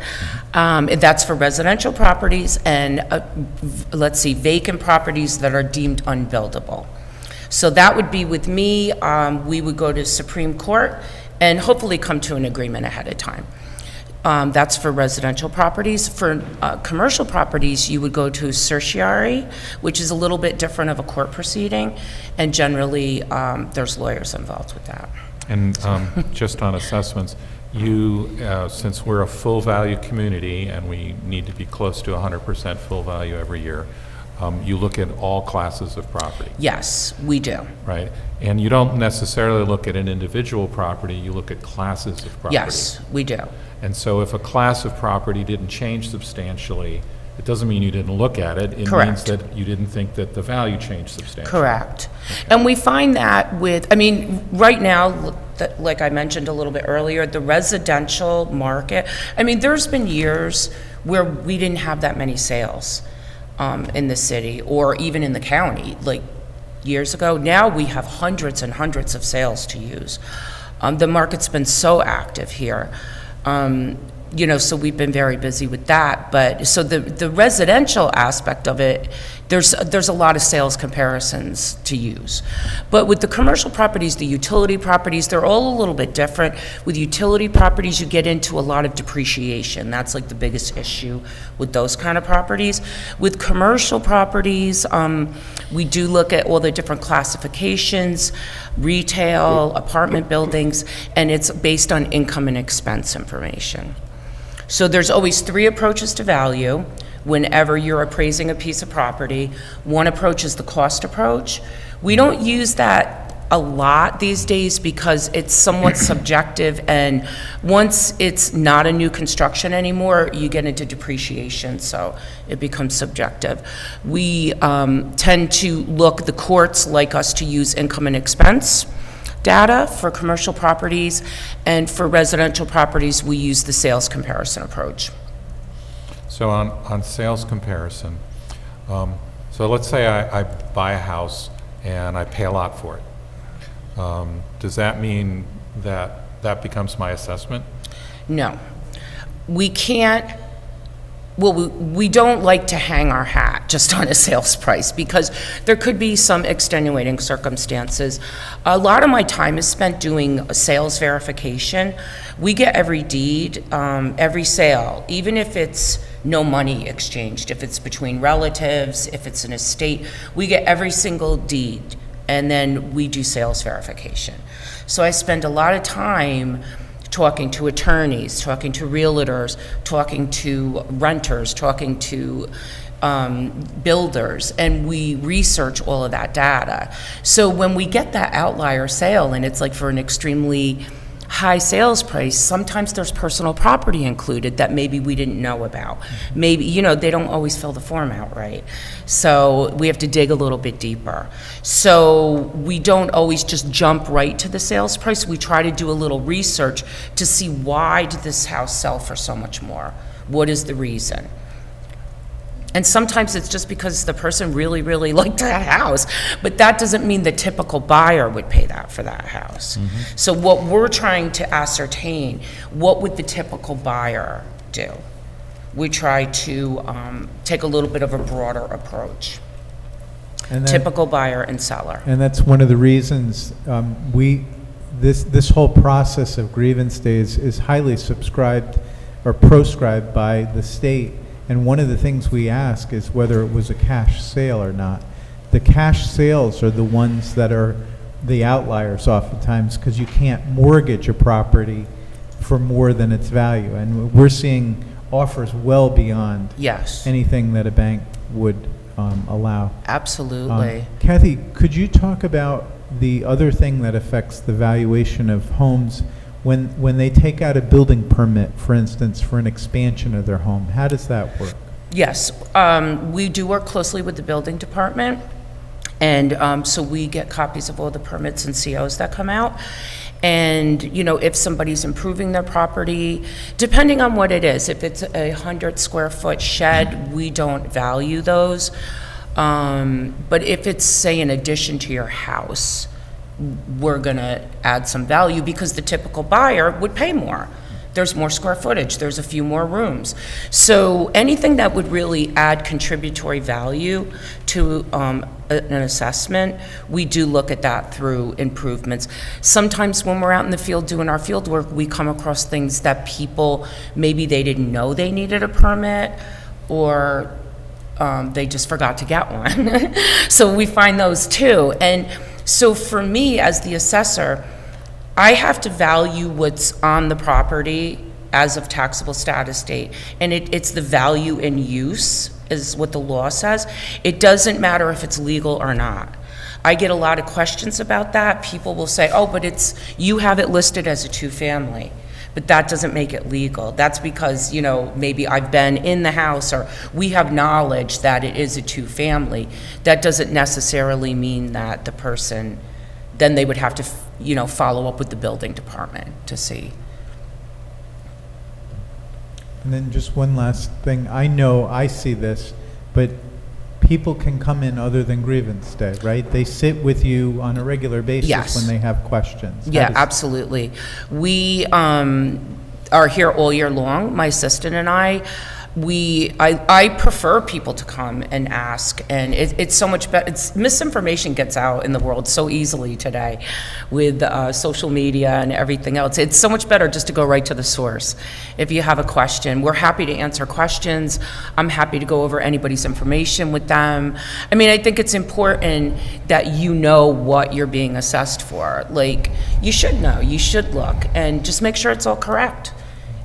Definitely. Kathy, I hear a lot in our community about gentrification and, you know, housing tools to keep people who live here now here. I don't think about these things from a tax assessor's viewpoint because it's just such a highly specialized field. So I guess I'm really asking, you know, calling on your years of training and your experience and your, I'm sure you go through annual, you know, what's new in the industry kind of trainings, right? And countrywide, we're seeing that gentrification is an issue, and that people in areas like Beacon, where there are low-income homeowners who actually can't pay their taxes, and yet, you know, higher-income folks are coming in and they're able to kind of maneuver around the system and get the STAR benefit and, you know, pay fewer taxes. I'm just wondering if there are mechanisms that the city, that you know of, that the city could explore for, you know, just keeping the people who live here now housed. I remember Councilmember Molly brought up some interesting ideas way back, and now I've forgotten what they are.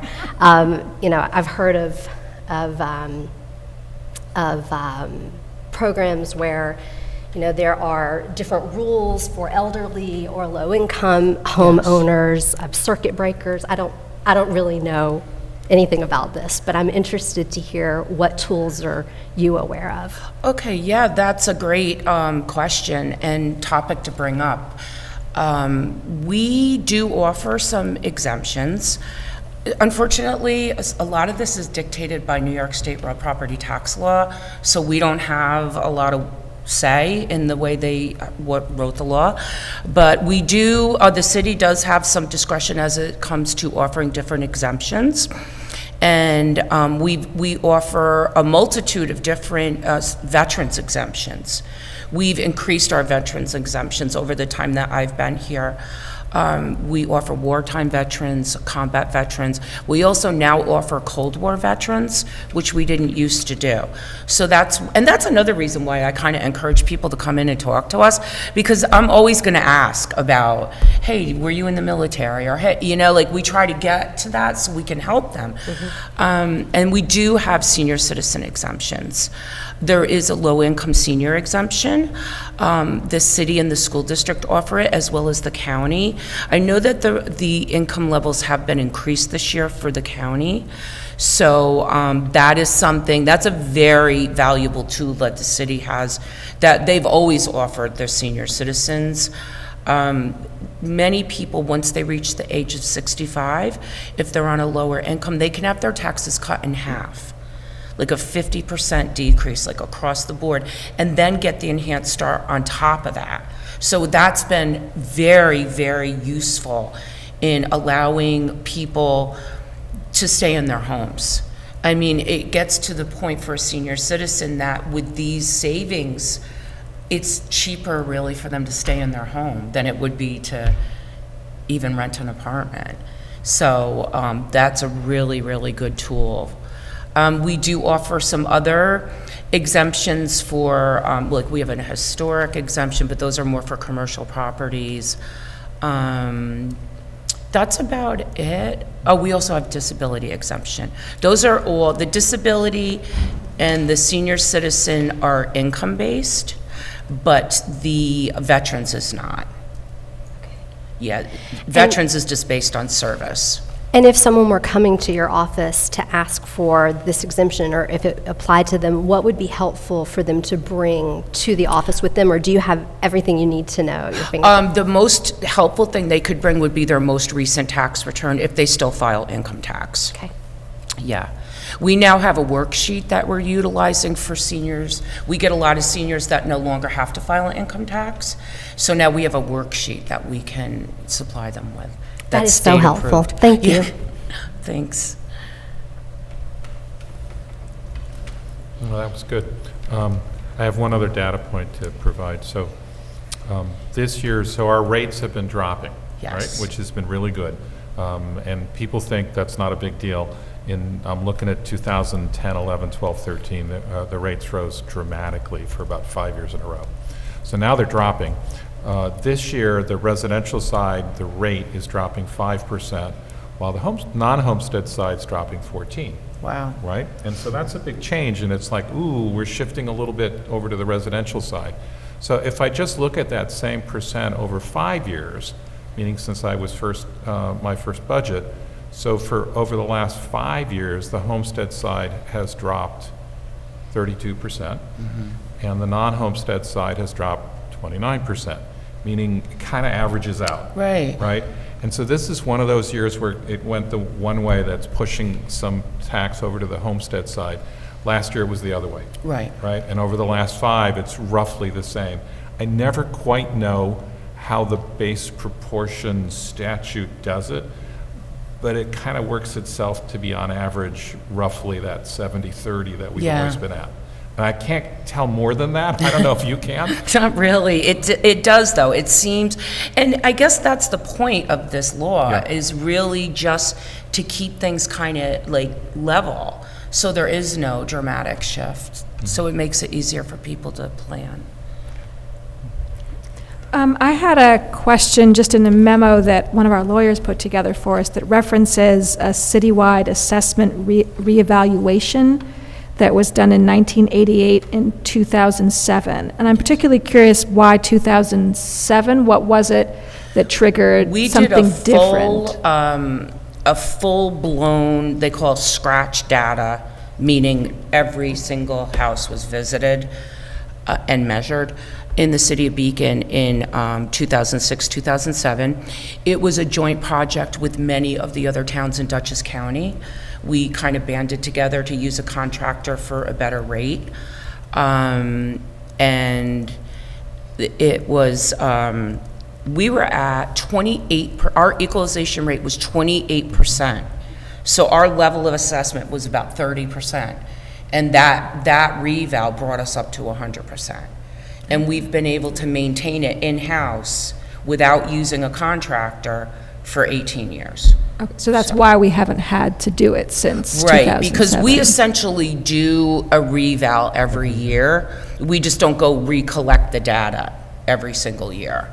But we statistically review every property, every class of property. We last year increased the land values for the first time in a while because we started seeing some higher land sales. So, you know, we do look at every class of property.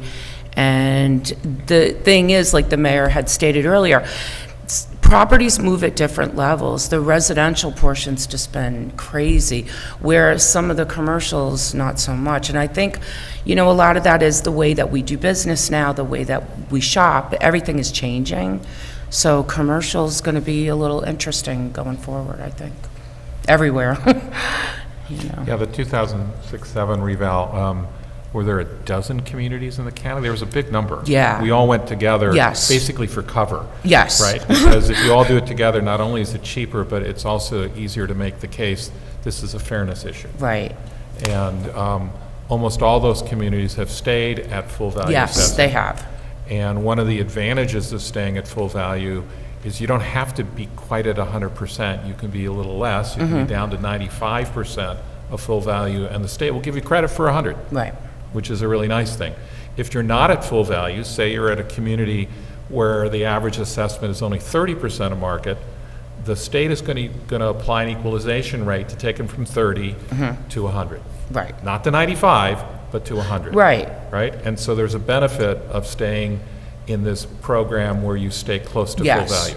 And also, I think another, that's a very good point, but I think another valid point is it's just easier for people to understand.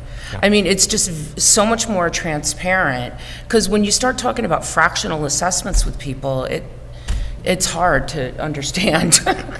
It's just easier to say, like, your house is worth this, this is what it is, and... I'll give you a data point. Nassau County, the assessments are under 1% of the market. So if you have $1 million home, that says that your home could be on the books at $10,000. Yeah. And it's just like meaningless. And there's so much inequity at that point, Yeah. because you don't have the latitude to change assessments, so you're kind of stuck. And then that's where you really start getting into inequity. Yep. And then Nassau County, something like, some amazing statistic, like a quarter of the units go to court every year. Yes. And so whereas in Dutchess, once this assessment was done, after the first year or two, the number of court cases dropped to almost nothing. Right. Right. Yeah, we've been very fortunate. I work with Judd Siebert from Keenan Bean. He's their tax certiorari attorney. He's been wonderful at helping me, clean up the tax certiorari cases, and we had very few small claims. So it's been good. I don't know if this is a question for the mayor or the assessor, and I'm sorry, Mayor, you said don't ask, but then I'm just so curious. You said there's a third special class that we're not going to talk about. Isn't it called special franchise? Yeah, special franchise. Thank you. And it's Sorry. It's okay. like all of the conduits and everything that go over and under the public right of way. And the railroad. Yeah. Right? So I don't value that. We're not given training to do that. We That's don't get taxes. that's from all the with the railroad. state. But they have to assess it. Yeah. So the special franchise is the properties that the state assesses rather than the local municipality. Right. And it's the utilities, the rail lines, the Yeah. dams, the power Yeah, the plants, hydro dam, yeah. are all considered that. Yeah. So, So there's a point in the sheet here where it's like you have to separate it out, but then you have to add it back in. have you ever read about the power plants on the other side of the river at Roaston and Danskemmer. Yeah. Yeah, so the state has to do valuations, and when they went from being a full-time plant to a peaker plant, meaning they were only on during Yep. peak Yep, yep, periods, yep. the valuation changed dramatically, which had a huge impact on the revenue that the school district got. Their Yeah, taxes. right. went- Now, they had gold-plated because that power plant was generating so much tax revenue. Yeah. When it came down, they had to, deal with it. But that's a special franchise situation where Yeah. the assessor doesn't assess locally. The state has a group that specializes in valuing those sorts of properties. Right, so they just give us that number, and, And as Chris said, some of it's not taxed, but some of it is. right. The utility lines are taxed. Yes, Yeah. yeah, that's roll section 6. They're in a different section, and then this is roll section 5. But you asked. So just to put it in real terms, our hydroelectric dam over on Fishkill River provides tax income for our schools? Yeah, Yeah. yes, it does. Grows up. And if it were to increase in value, our schools would get more Yes, money. yes. I mean, one of our Good to know. largest taxpayers is Central Hudson. They're always in the top 10 every year. So the utilities do pay, yeah. Other? For Kathy? I just wanted to know, we will be having Kathy and Judd come back in the spring before the letters come out. We found just doing this once a year is a good exercise for us. So we will have Kathy back in the spring prior to those assessment letters going out.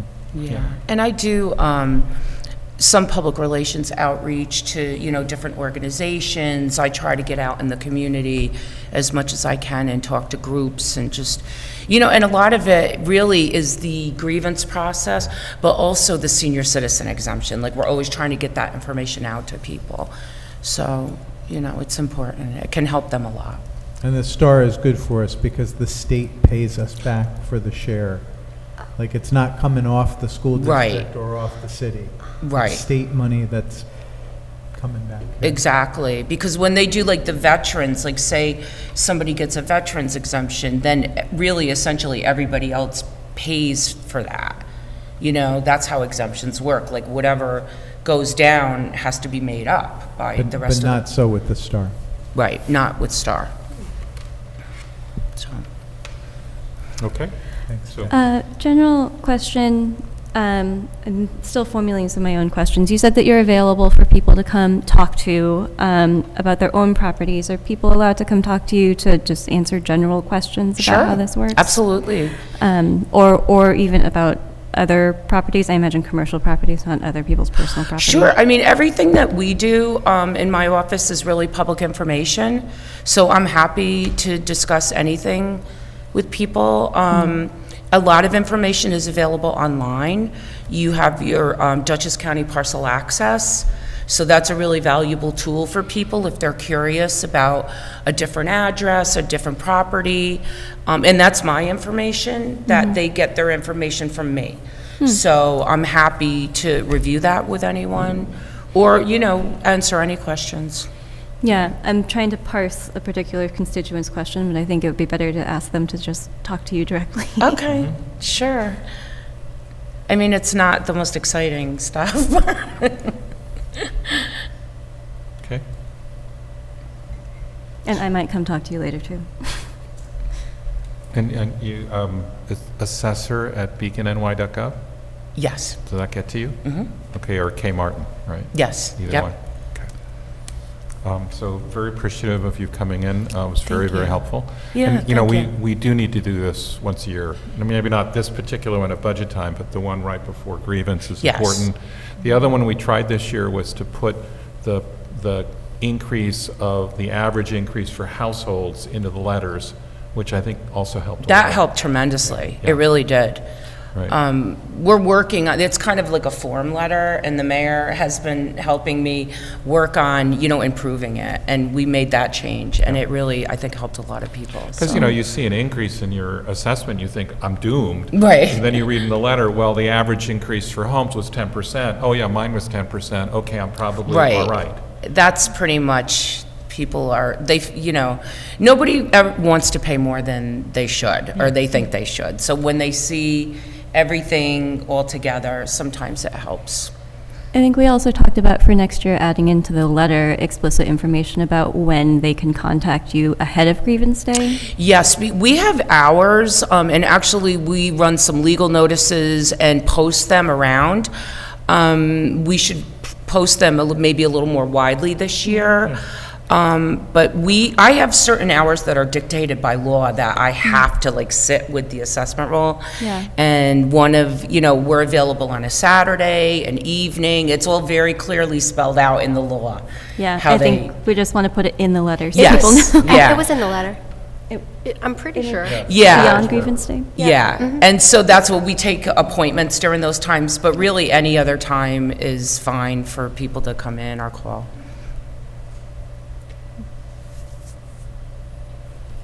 All right, thank you. Thank you. Go home. Okay. Thanks, Kathy. All right, thank you very Appreciate it. much. Have a good night. And we'll see you in the spring. Okay. All right. What do we got? So that was adjusted base proportions and talk on assessments. The next item is the county request for an expression of interest regarding 223 Main Street.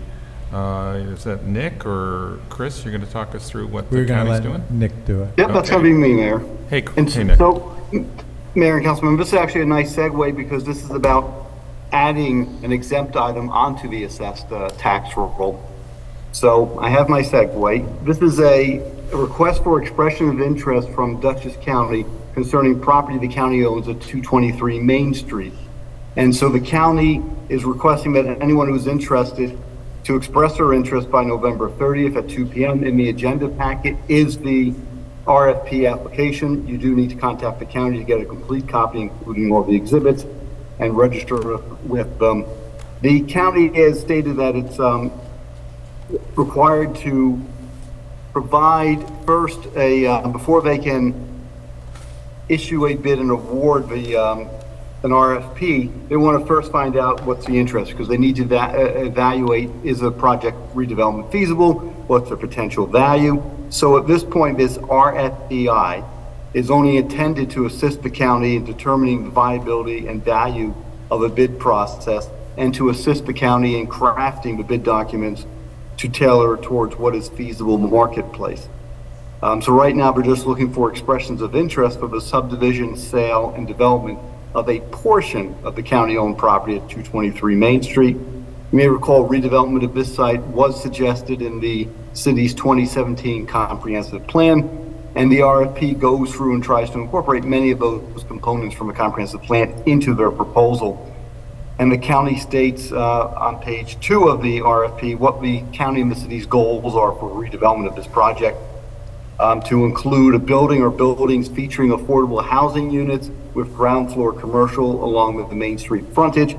And this RFEI goes into great detail as to what the county is looking for, because the county is trying to gauge the interest in the feasibility. So for example, it states that it's looking at a range of unit sizes is encouraged, including 3-bedroom units. Respondents are encouraged to discuss the viability of various income and apartment size mixes, design strategies such as smaller square footage, for example, micro apartments, and other strategies to keep rents achievable are encouraged for any market rate units included in the proposal.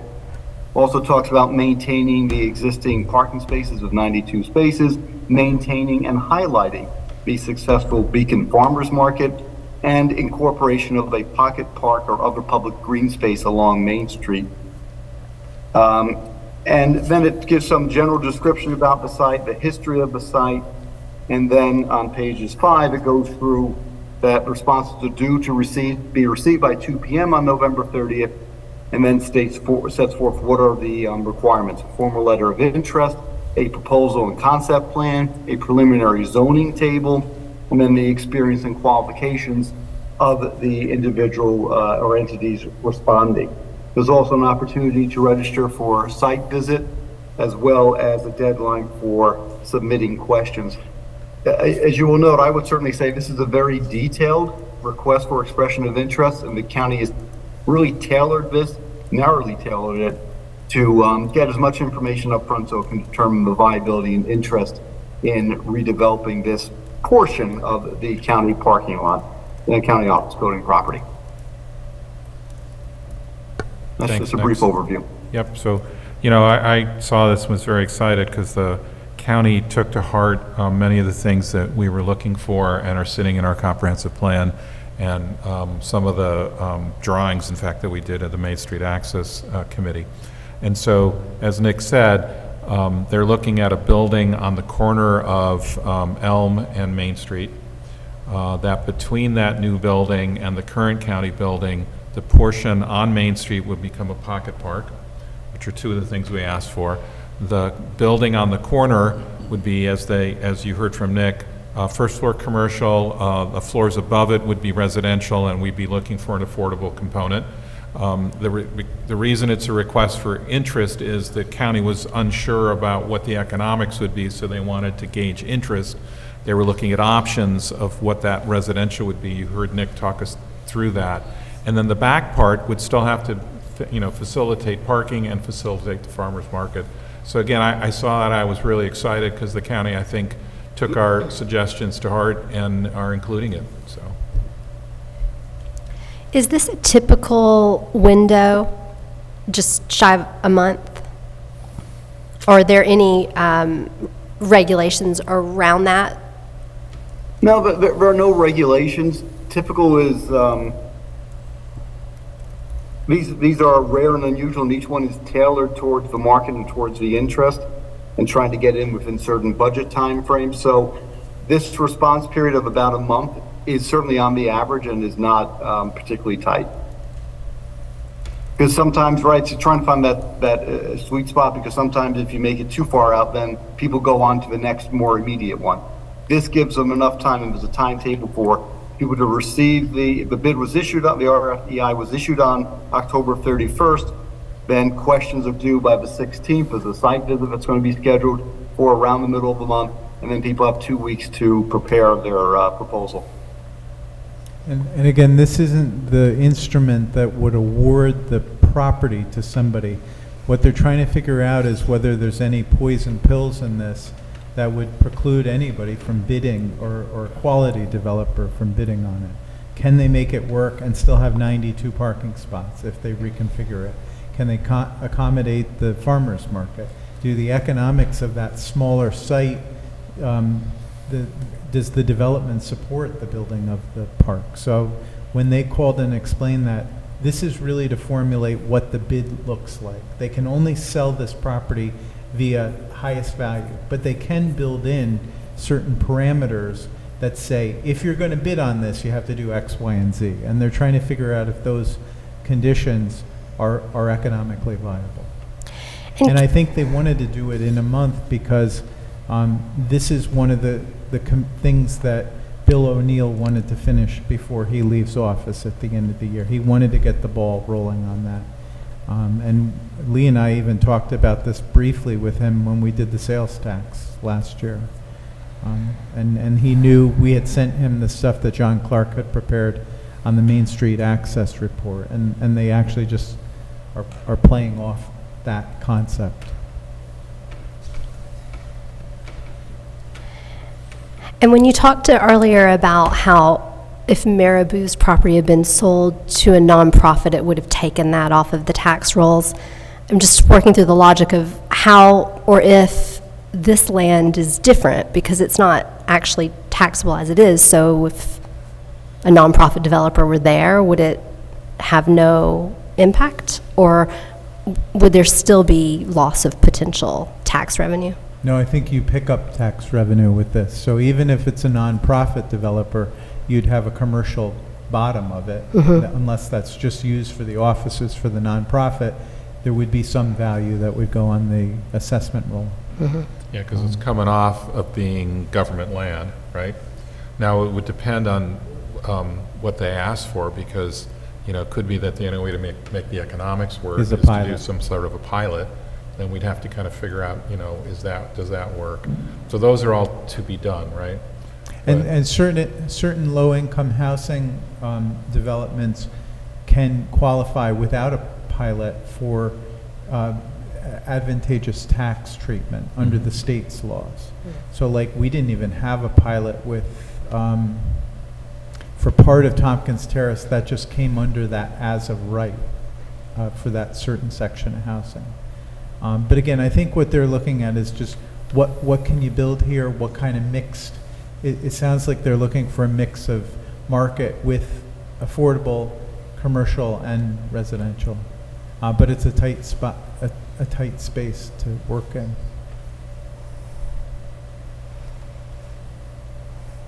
And I'd just like to say it was the planning department did a really thoughtful job on that, and I really appreciate them getting this out.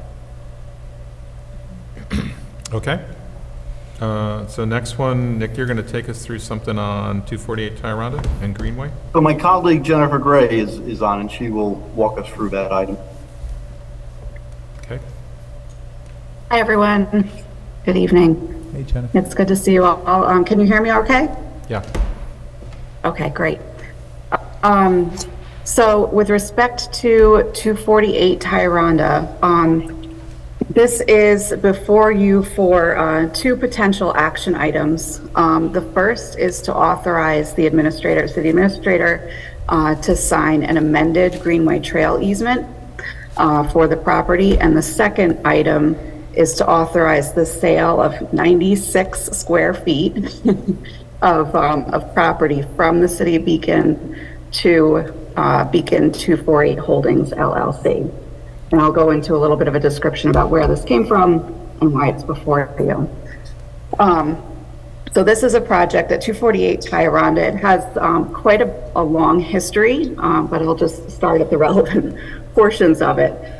Back in April of 2020, the developer received approvals for 64 residential units to be constructed in 2 buildings, along with a third building with 24,500 square feet of commercial space. This is on about a 9-acre piece of property. Then shortly thereafter, in March of 2021, a Greenway Trail easement was conveyed from the developer to the city of Beacon as part of those approvals. Several months later, the developer came back to the planning board to seek further amendments to their plan. These amendments resulted in a slight change in the location of the Greenway Trail. So as a result of that, we need to amend the Greenway Trail easement that has already been recorded in March of 2021 to reflect the newly approved location of the Greenway Trail. So that's the amended Greenway Trail easement document that we're looking for the city council to authorize signature on. The 96 square foot parcel that I referenced earlier, that is a small triangular parcel that is located adjacent to the Walcott Avenue right-of-way that is owned by the city of Beacon. So this is a small piece that appeared on the survey presented by the developer. Oh, and I see Nick is being my Vanna White here, helping me out with sharing his screen.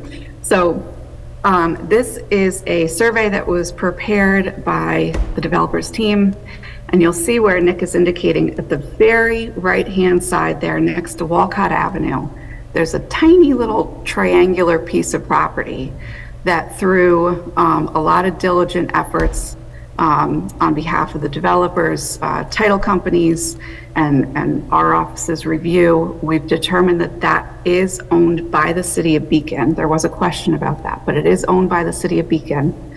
And it's proposed that that parcel would be conveyed from the city to the owner of 248 Tyranda to then be incorporated as part of the Greenway Trail. We've checked with city staff. There's no utilities within that area, and city staff believe that there's no reason why the city would need that little 96 square foot triangular parcel in the future. So the Greenway Trail easement would then incorporate that 96 square foot parcel so that the developer would grant an easement to the city over that piece. So in a nutshell, that is what's before you.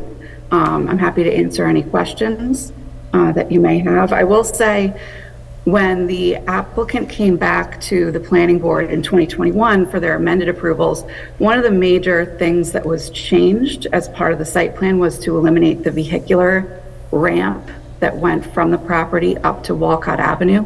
And there was a pretty substantial retaining wall that was proposed at that time that I don't think a lot of people weren't a huge fan of that wall. So this was actually a really significant benefit for the project and for the city to eliminate that wall. And it also resulted in the connection of the trail to the MTA right-of-way for access to that, hopefully, new rail trail coming in the future. So there are some benefits to the amended site plan that was approved by the planning board a couple years ago. So with that, I'm happy to answer any questions. And just a quick, we did ask Kathy Martin to value that property. We came up with a de minimis value of $1,000. So we would charge the developer $1,000, and then they would basically grant us back the easement for the trail. That's the 96 square feet you're saying is valued at $1,000? Yes. It essentially has no value. There, you can't build anything on it other than for this. That was my question. Are they paying us for it? So, Yeah, again, it's something, some consideration. It's nice that we don't have to own it. It makes no sense for us to have these like stranded pieces of property off of right-of-ways. How much Greenway Trail is along their property? Is that at the ready? Is that a number? Yeah, so I don't know the exact length of it, but the entire property there is about 9 acres, and it goes from Walcott Avenue, and the trail would extend then through the property closer to the creek, not right against the creek, up a slight slope. Thank you, Nick, for pulling up the survey again. So this is actually, this document shows only about half of the Greenway Trail easement. Then there's, you'll see at the very left side of the document, there's a match sheet, a match line. And there's another sheet that shows the Greenway Trail that extends further to the south from there. So it's meant the Greenway Trail will be behind the buildings that are to be constructed on the property, between the buildings and the creek. So I should also mention the Greenway Trail Committee has also reviewed this matter. You know, whenever there's a Greenway Trail involved in any of the development applications that come before the planning board, we get the Greenway Trail Committee involved, and Thomas Wright has been fantastic on behalf of the Greenway Trail Committee and coming to the planning board meetings and advocating on behalf of the committee and making sure that the trail includes the appropriate improvements that it should, pursuant to the Fishkill Creek. I'm going to forget all of the names of the trail, but the Fishkill Creek and Greenway Master Plan. I'm sure I'm butchering the name of it, but you have a master plan for the Greenway Trail throughout the city. And Thomas Wright does a great job of making sure that the Greenway Trail incorporates all of the elements that it should. He did send an email to the council, I believe, prior to this meeting, raising a couple of concerns about the as-built condition of the trail on the property as it stands now. And certainly, you know, prior to any CO being issued, the building department and the city engineer conduct inspections. And if there's any deviation from what has been approved by the planning board, you know, that will have to be addressed either through field changes or through an amended site plan application to the planning board.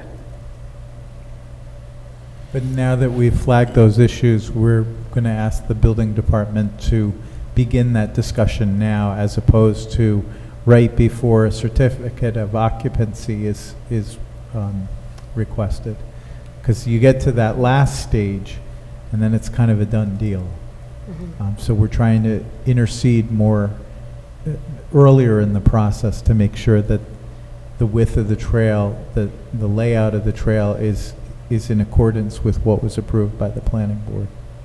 Yeah, thank you for mentioning that, Chris. That is something that Thomas Wright and I spoke about on Friday. I think the building department will be going out there to check and see what the as-built condition of the trail is currently. Thank you for helping on that. Yeah, I just wanted to add a little history. So when this project was first proposed, before the current builder, so more than 10 years ago, there was an issue of access because the tracks were active, or considered active at the time. And so the emergency access was supposed to be this berm that could carry an emergency vehicle up to Walcott Avenue. This berm was just ugly as you could imagine, just unbelievably ugly. And it was visible from the road. So I had very strong opposition to it and said we needed to find another way to do emergency access besides this. I was apparently the only one thinking that way, but at the time I had very strong views. Since then, the emergency access element of that berm rising up to Walcott Avenue has gone away, and it's now just the Greenway Trail. I was of the view, actually, that we shouldn't even have that, because if you stand on Walcott Avenue or on Tyranda and look, it actually interferes with your view with this berm. And at this stage, the Greenway Trail now can use the rail line for getting across, and they could have built a stairwell as opposed to this long berm with view impediment. That said, that's what was approved, so I will go with that. I will simply say that, rising up from near the creek up to Walcott Avenue with a piece of dirt is still, to me, not the best approach to it, but it's what's approved, and I'm fine with it as it is.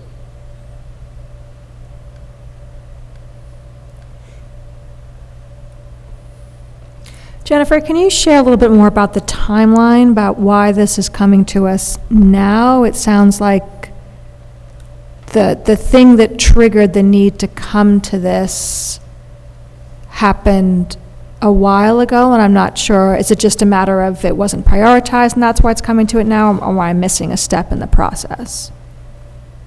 No, I think the applicant is continuing to kind of check off their conditions of site plan approval. And, there are various levels of conditions. So some that are required prior to the signing of the site plan, some that are required prior to the issuance of building permits, some that are required prior to the issuance of CO. So they don't all get addressed immediately after approval.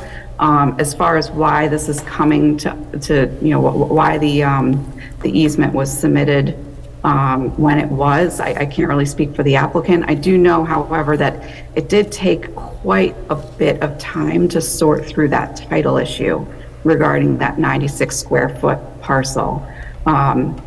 We had questions. The applicant originally was of the opinion that they owned it.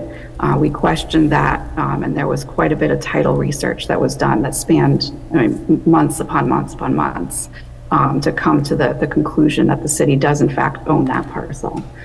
So that could be part of the delay. Thank you. You're welcome.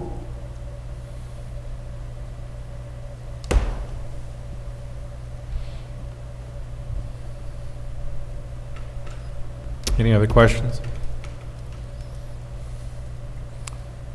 Okay. And then the last one, if John Clark is awake, is we wanted to have a discussion on minimum parking and minimum unit size. John, are you online somewhere? I am. I'm here. There you are. Very interesting conversations. So you want to take us through this? These were a couple that we thought we could move forward on, and you want to kind of give us where we're at and what's different? All right. The first one was the idea of minimum parking requirements in the off-street parking section 223-26. I was asked to look and see if there was a way to eliminate the minimum parking requirements and still make sense out of the off-street parking section. which I've done an initial draft. This is not a draft local law at this point. It's just a, let's see where we are, draft, and if we're heading in the right direction.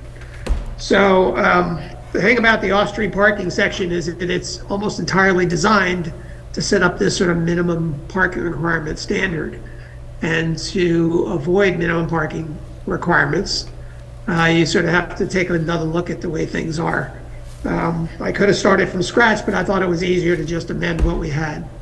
And so I made 5 major changes to the off-street parking section of the code. One, it just takes out the word required multiple times because parking now is looked at more flexibly than just a list of minimum requirements. 2, it eliminates the 1964 parking exemption. If you're not familiar with this, it's sort of the second major section in the parking requirements. And it provides an exemption for properties that were around, and for buildings that were around in 1964. And if you can determine what the 1964 parking requirement was, and the new use for that building or that site doesn't increase the parking requirement by any more than 25% of what was originally there in 64, then you're exempt from any parking requirement. And that's been used, I think, effectively for small parcels along Main Street where there's adequate street parking and backup public parking lots, but it also has been used, it's not restricted to any district in the city, so even in a residential neighborhood like where the Dutch Reformed Church is, the applicant used the 1964 parking exemption to avoid needing parking variances, since there was such little parking on that site for the type of uses that were proposed. So the 64 parking exemption is kind of, I think, has been outdated, and if you don't have minimum parking requirements and the planning board has allowed flexibility and to consider size of lot and other sorts of things, I'm not sure that it's necessary. And just reading that 64 exemption, it's one sentence, 157 words long. It's very confusing. So, and each applicant who tries to use it has to go back in the code and work with the building department to try to figure out the 64 requirement. It's, I think, antiquated, and maybe we ought to move on from that. And if you decide you want to keep it, I would advise you only keep it for the Central Main Street District or something like that, because it doesn't work in residential neighborhoods where there isn't public parking available all the time. So I've eliminated that in this draft. Third, there's a paragraph in here, or a sentence actually, that's always been a little unclear, and I clarified there's a prohibition in the code for residential districts that you can't park in the front yard. But it's not clear what the definition of a front yard is at that point, whether it's the front setback, because it says required front yard. And you go to the definitions, in the front yard is between the property front lot line and the building. But the minimum setbacks in the code are less than that. You could have the building back 50 feet, but the front yard setback is 10 feet. And so therefore it would allow front yard parking. So the intent of that was to discourage front yard parking in residential districts, cars in the front yard. So I reworded that section to clarify that what you mean is the distance between the front lot line and the building, not just the front setback. The fourth thing, it makes the table, and this is sort of the big part of it, it leaves in the parking table with all the individual use standards and the number of parking spaces estimated for that use. But it makes a maximum instead of minimums. So instead of being a minimum parking standard, it's a maximum parking standard. So you still have a guideline for the planning board to use as to what's appropriate and not appropriate. But it discourages, when you have a minimum standard, the applicant could come in with twice that or 3 times that or whatever. They can easily go over that. And if your intent is to limit asphalt and traffic and encourage pedestrian and transit use as opposed to automobile use as a necessity of a building. I turned that into maximums instead of minimums. So the planning board has a guideline, but it doesn't have a requirement of a minimum standard. And then the final point is it allows the planning board during the site plan to determine the appropriate number of parking spaces based on a series of factors that are listed in the list in the new draft. Most specifically, it requires or allows the planning board to ask for a site-specific parking analysis, which the planning board often does, certainly for major projects, it always does. That's prepared by the applicant and then reviewed by the planning board's independent consultant. So there's a lot more flexibility in the use. Right now, the way the site plan process works is there's an expected minimum number of parking spaces depending on the use and the square footage. And then the planning board tries, if it's appropriate, to bargain back that number using a couple sections in the code. There's a shared park. There's, first of all, the 64 exemption, which comes into play on multiple parcels. That eliminates all parking requirement, which I don't think is particularly fair necessarily. Then there's the shared parking where you have mixed use, you have offices and residential, so they have different time periods with peak. You don't need the maximum for both. You can go through an analysis and bring down the number of spaces based on the peak use between the two varied uses.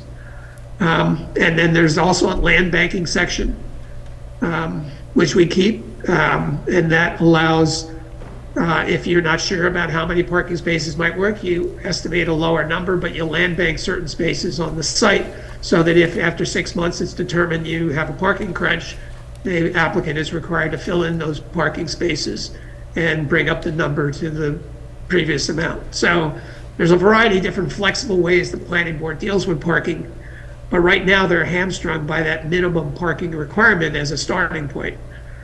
So this allows the planning board to look at a maximum parking and work back from that, and gives more flexibility in terms of the context of the site and the site specifics. Remember that minimum parking standards are based on really very arbitrary numbers and not site-specific sort of numbers. And so the Institute for Transportation Engineers do parking surveys all around the country. And they come up with some arbitrary number, and the engineers use that to estimate what a minimum parking standard should be or what a parking analysis should require for a specific site. And those can be really arbitrary based on suburban standards and limited number of studies. So they're pretty arbitrary, and this allows the planning board to look at each particular site, look at the size of the parcel, whether it's a historic building on it or not, that should give extra consideration, a variety of different factors, and come up with what they think is appropriate for the number of parking spaces with an upper limit. So that's walking through in general nature, and I'd be happy to accept any questions, and we can work through the text if you want me to bring it up and look at it. Okay, thanks, John. So this is the first one on parking. You said a lot to us. From what I could tell doing the read and listening, the main changes are you kept the code section but eliminated the requirements language. You eliminated the 64 exemption language. You kept what were minimum standards and called them maximum standards. The one change that I see where you raised that, since you're going from minimum to maximum, was in single-family and two-family homes. It was originally a minimum of 2 spaces per dwelling unit. You changed it to a maximum of 3. And everywhere else, the existing minimums are now the maximums, it looks like. A couple of other minor changes. Those look to be the main items. I do okay? Yes. Okay. Yeah, that looks about right. Yeah, I did the single-family homes are not reviewed by the planning board for the most part, so I put in a minimum requirement for their one space per house, up to 3 spaces. But again, these are not considered requirements; they're considered standards so that the planning board and the building inspector are allowed to vary these numbers. They're starting points for discussion. Okay. Questions from council on this one?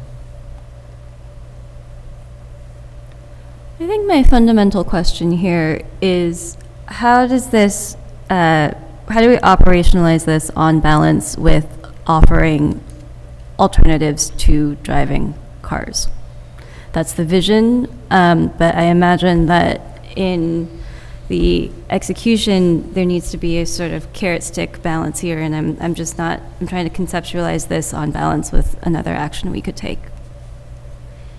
Now, one thing that I put in here that right now, the way it works is for any major project, even sort of not major projects, there's usually a parking analysis done and a traffic study done by an applicant. But in here, I asked for not only a professional parking study where it's appropriate, but the parking study has to have demand reduction strategies built into it. So that's something the city of Kingston did. They specifically require not just a rote, this is what the Institute for Transportation Engineers says, but you have to go and say, is this next to a transit route? Are there bicycle opportunities? Are the bike racks going to be put on the site? What's the size of the parcel, and how can we come up with alternatives that would make this? Is there possible for a shared parking arrangement? All those factors are built in, so that the parking analysis has to have demand reduction strategies built into it. Because right now it's basically they come in with a number based on the minimum standard, and then they, using the ITE standards, say, well, maybe this is a little high, or maybe we could bargain this down with some land banking or something else. And it becomes, even though the planning board would like to see less parking on the site, they're hamstrung by that minimum parking standard as a starting point. Right, so what I saw, the magic paragraph is on page 5 of the draft. Yes. Now, it was F and it's now D. And the magic words are any professional parking study would have to have demand reduction strategies.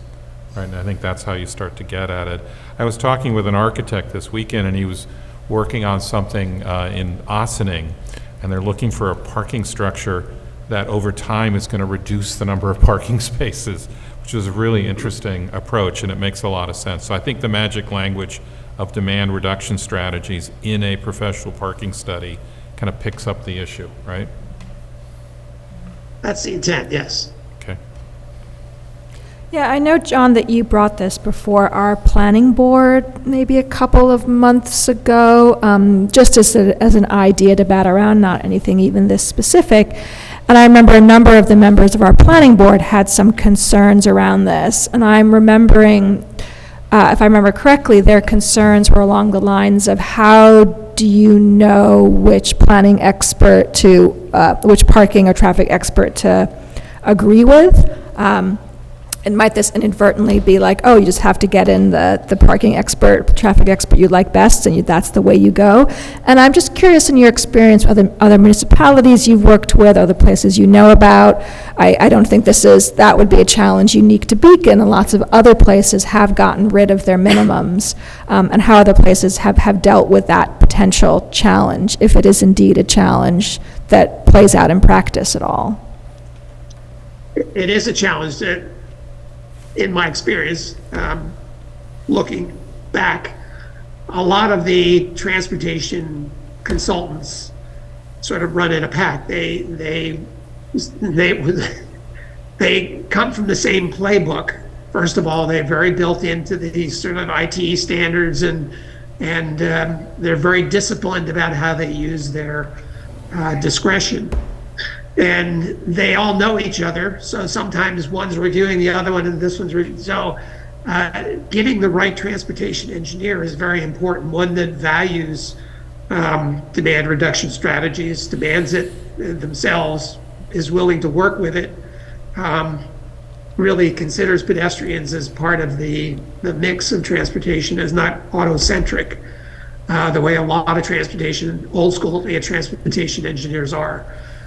So I think picking the right consultant is really important for the planning board to have. The city's consultant should be somebody who's aligned with the idea that, you know, cars are not the only option out there.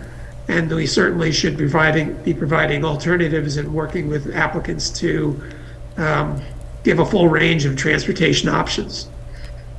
And I think the person we've been dealing with, the planning board, is very good at that. I haven't gotten any feedback from the two consultants we work with, from one firm, two guys that we work with, but that would be part of the mix, because I'd like to hear what they have to say. When we did discuss it at the planning board, just in a general way, there were a couple members who were uncomfortable with the concept, and I think it's because they were, you know, used to the way of doing business, and this is a new and different way of looking at the world.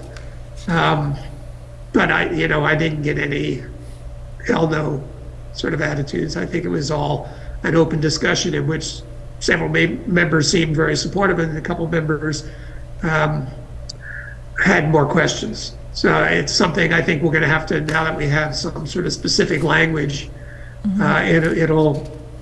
go back to the planning board and get their more concrete opinions. Yeah, I got the impression too, granted from just listening in on that brief conversation that you helped them have, that some of their hesitation was also feeling that it would fall on them more, that it wasn't necessarily that they thought that it shouldn't be discretionary, it was they were voicing like, oh, that means it's up to us to know what the right decision is, and did they feel like they had the right expertise or the right input from experts to make that decision. So I appreciate you also seeing that as an opportunity for us to make sure we are looking at our city experts, who I know are often involved in those decisions as well. So it makes me also think too, I looked very briefly at what Kingston did. They did this recently. They had a multi-year project, but it was taking on a lot more than this.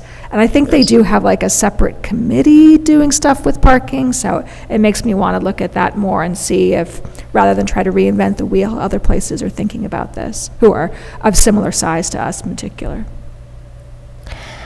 I have a logic question. Maybe I'm just tired and I'm not understanding. Maximum off-street parking. So under research and development, laboratory, manufacturing, or industrial, and wholesale, why is it not less than versus not more than? I'm trying to find here where you Or say am I research. just tired? Yeah. Page 7 in the middle. Oh, yeah.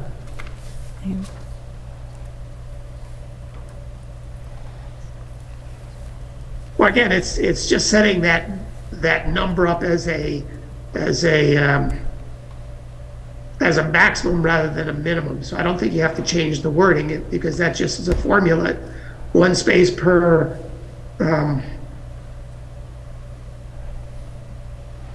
per 600 square feet. Then that would be the maximum. I could change it to, but not more than one space per 600 square feet. And I don't think it would change the meaning of the number that you come out with. Okay. But I'll take a look at that. You're right, you might be right that I should change it to more than. But it still comes up to the same number, and it's just considered a maximum rather than a minimum.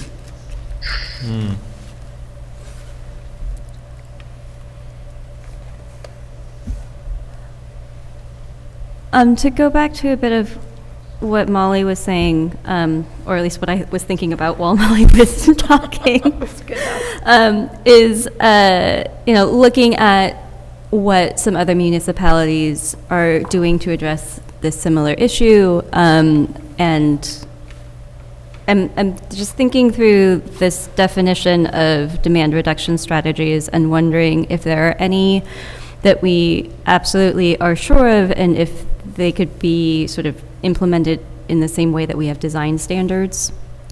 Like, I don't know what this is, and I would want to do more research and understand what the experts say, but like requiring bike racks or the location of bike racks, for example, but other ways in which we would actually be proactively supporting specific design solutions that are demand reduction strategies. Kingston actually listed 10 or so typical demand reduction strategies in their code.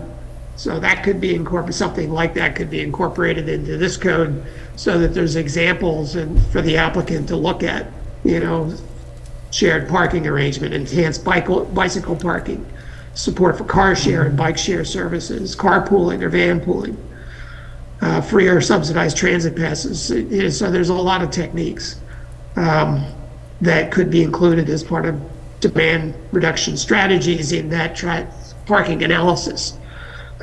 So I could, if you'd like, we could list those or expand on those in the code so that there's a list of things that should be considered.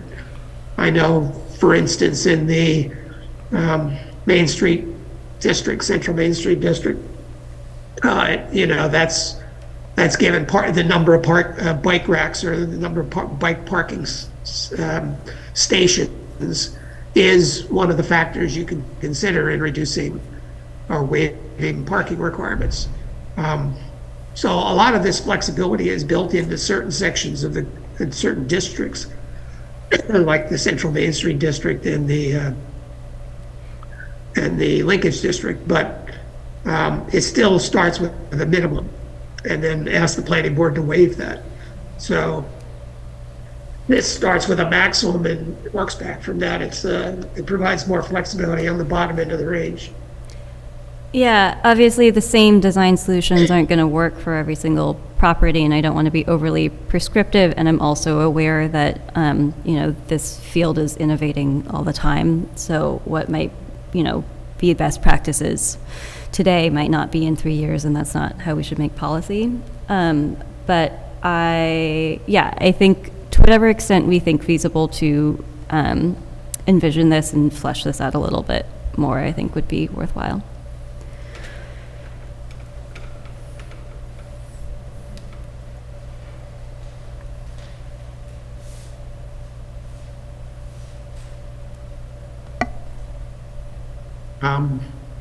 Can we go through the sort of major points and make sure that we have some sort of consensus, or at least early consensus, that maybe is it reasonable to get rid of the 64 parking exemption, for instance?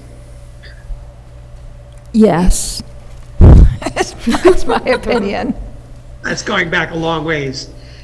Yeah, and I think the way that I've heard it play out in front of the planning board, it does, to your point you were making, John, seem to be something that no longer serves the purpose for which was the original intention which it was created.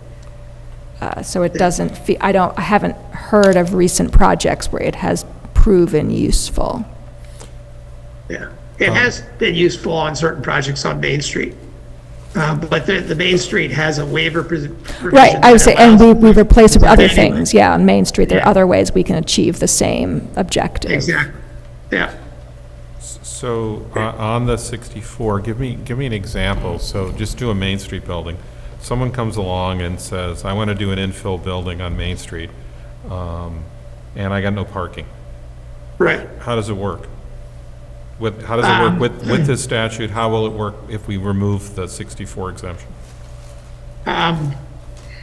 Well, it'll work in the sense that the planning board will have the option. Still, the Central Main Street guidelines are there about waiving things, under what conditions. So the planning board already on Main Street has the ability to waive them, but they start from a minimum standard and then try to waive back from that. And sometimes it gets messy because, the building can require 20-some spaces. And even if there was no building on that parcel, you couldn't fit 21 spaces or whatever. So there's no possibility of, on a lot of these small parcels on Main Street, that you could put any parking, let alone what the minimum requirements are under the code. So the planning board essentially using the tools of the Central Main Street District within 800 feet of a public parking space, parking analysis shows that there's spaces available in the, county lot or the, on-street parking in that area. They do a parking survey. They come up with certain percentages and availability of parking in that area. And the planning board has the ability to waive those. Generally speaking, as a rule, they've only waived the commercial parking spaces and not the residential ones. So for instance, on, I think it's 226 Main at the corner of Elm, there was 8 required residential spaces and X number, I can't remember, of commercial spaces. They waived the commercial spaces and they required the developer to find 8 leased spaces in the neighborhood for the residential parking. So that's sort of the way it works. The 64 parking exemption was useful, for instance, on Henry Street. That corner building that used to be an auto, might still be an auto repair place. Yep. 100% built out, the building was there. There's no room for a single parking space on that site. And because they were able to prove that in 64 there was similar sort of building and they were within 25% of, the requirement back then, they didn't have to require any parking. So we didn't, because that was not in the Central Main Street District, they couldn't use all the waiver provisions that were in the Main Street District. So they would have been required to get a, 20 space variance or whatever it would be. I can't remember what the numbers are, from the ZBA, which may or may not happen. It would kill a project. So the 64 parking exemption was available in those days in that, transition district. And so therefore they were able to go through with the project because they were able to exempt it under the 64 exemption. So in that case, it worked to the benefit. There's quite a bit of parking available on Henry Street in the area. So, but under this code, the planning board would be able to take into consideration the amount of available land on the bill, and they would be able to use that to waive parking spaces or to not require parking spaces based on the context of the site, even though it's not in the Main Street District and has those waiver provisions. So it gives more planning board more flexibility across the board, and especially in places that aren't in the Central Main Street District or the Linkage District, in the General Business District or the Transitional District, those sorts of places. All right, so let me just see if I understood this. You're saying, I literally was in that building last night, the one on the corner of Henry and Chestnut. Yes.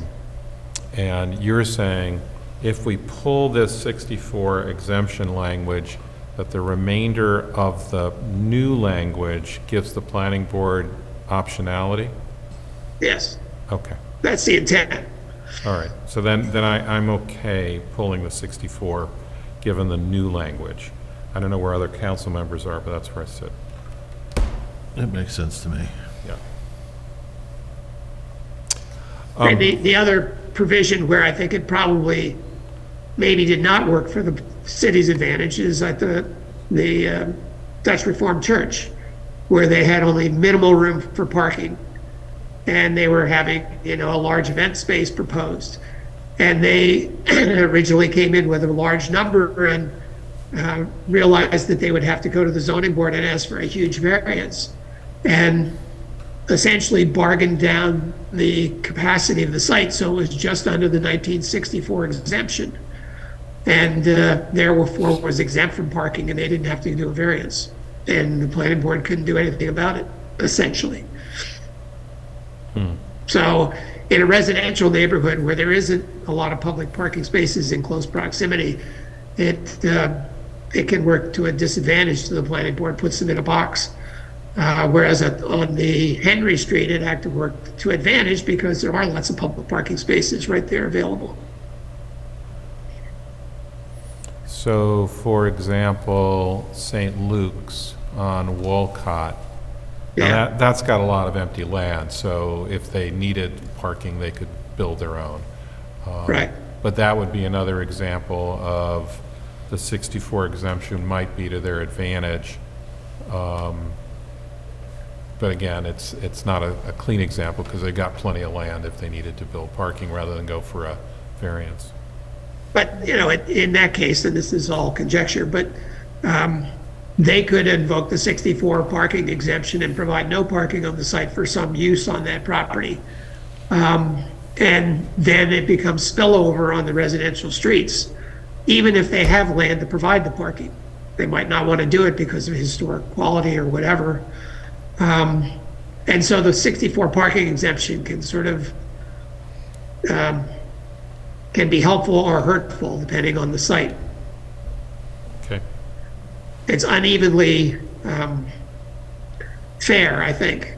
And that's the problem I had with it. And just the research that goes into, you know, what was actually allowed in 1964. I'm amazed that the city still has accurate records. Okay. And we depend on those sort of minimal accurate records to make decisions that could either provide adequate parking or not. And it just seems an antiquated use of some provision that was enacted in 1974 when the 64 parking requirements were pretty fresh and has been held over for how many years? Okay. Other thoughts on that one? I'm going to try to push this along. It's getting late. Yes. John, I had one thought. I know Paloma raised the issue on that one section on can we give examples of reduction strategies. I like the language at the start of that paragraph, which was setting out the rationale for doing it. In other words, promoting walkability, other transportation alternatives, avoid excessive automobile traffic and unnecessarily large paved lots. Rather than do strategies, because if you name specific strategies, I agree with Paloma, they might be out of date by the time you name them. Maybe it would be demand reduction strategies designed to achieve the goals at the top of the paragraph as a way to kind of encourage, you know, the right answers. That might be just a simpler way to do it.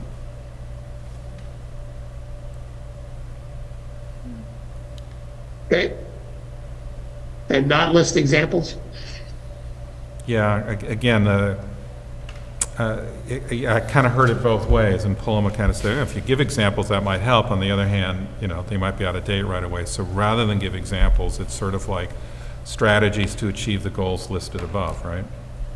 Right. I'll look at, you know, maybe I could just add a sentence on demand reduction strategies that All right. Yeah, I think defining it explains might what be it means. helpful.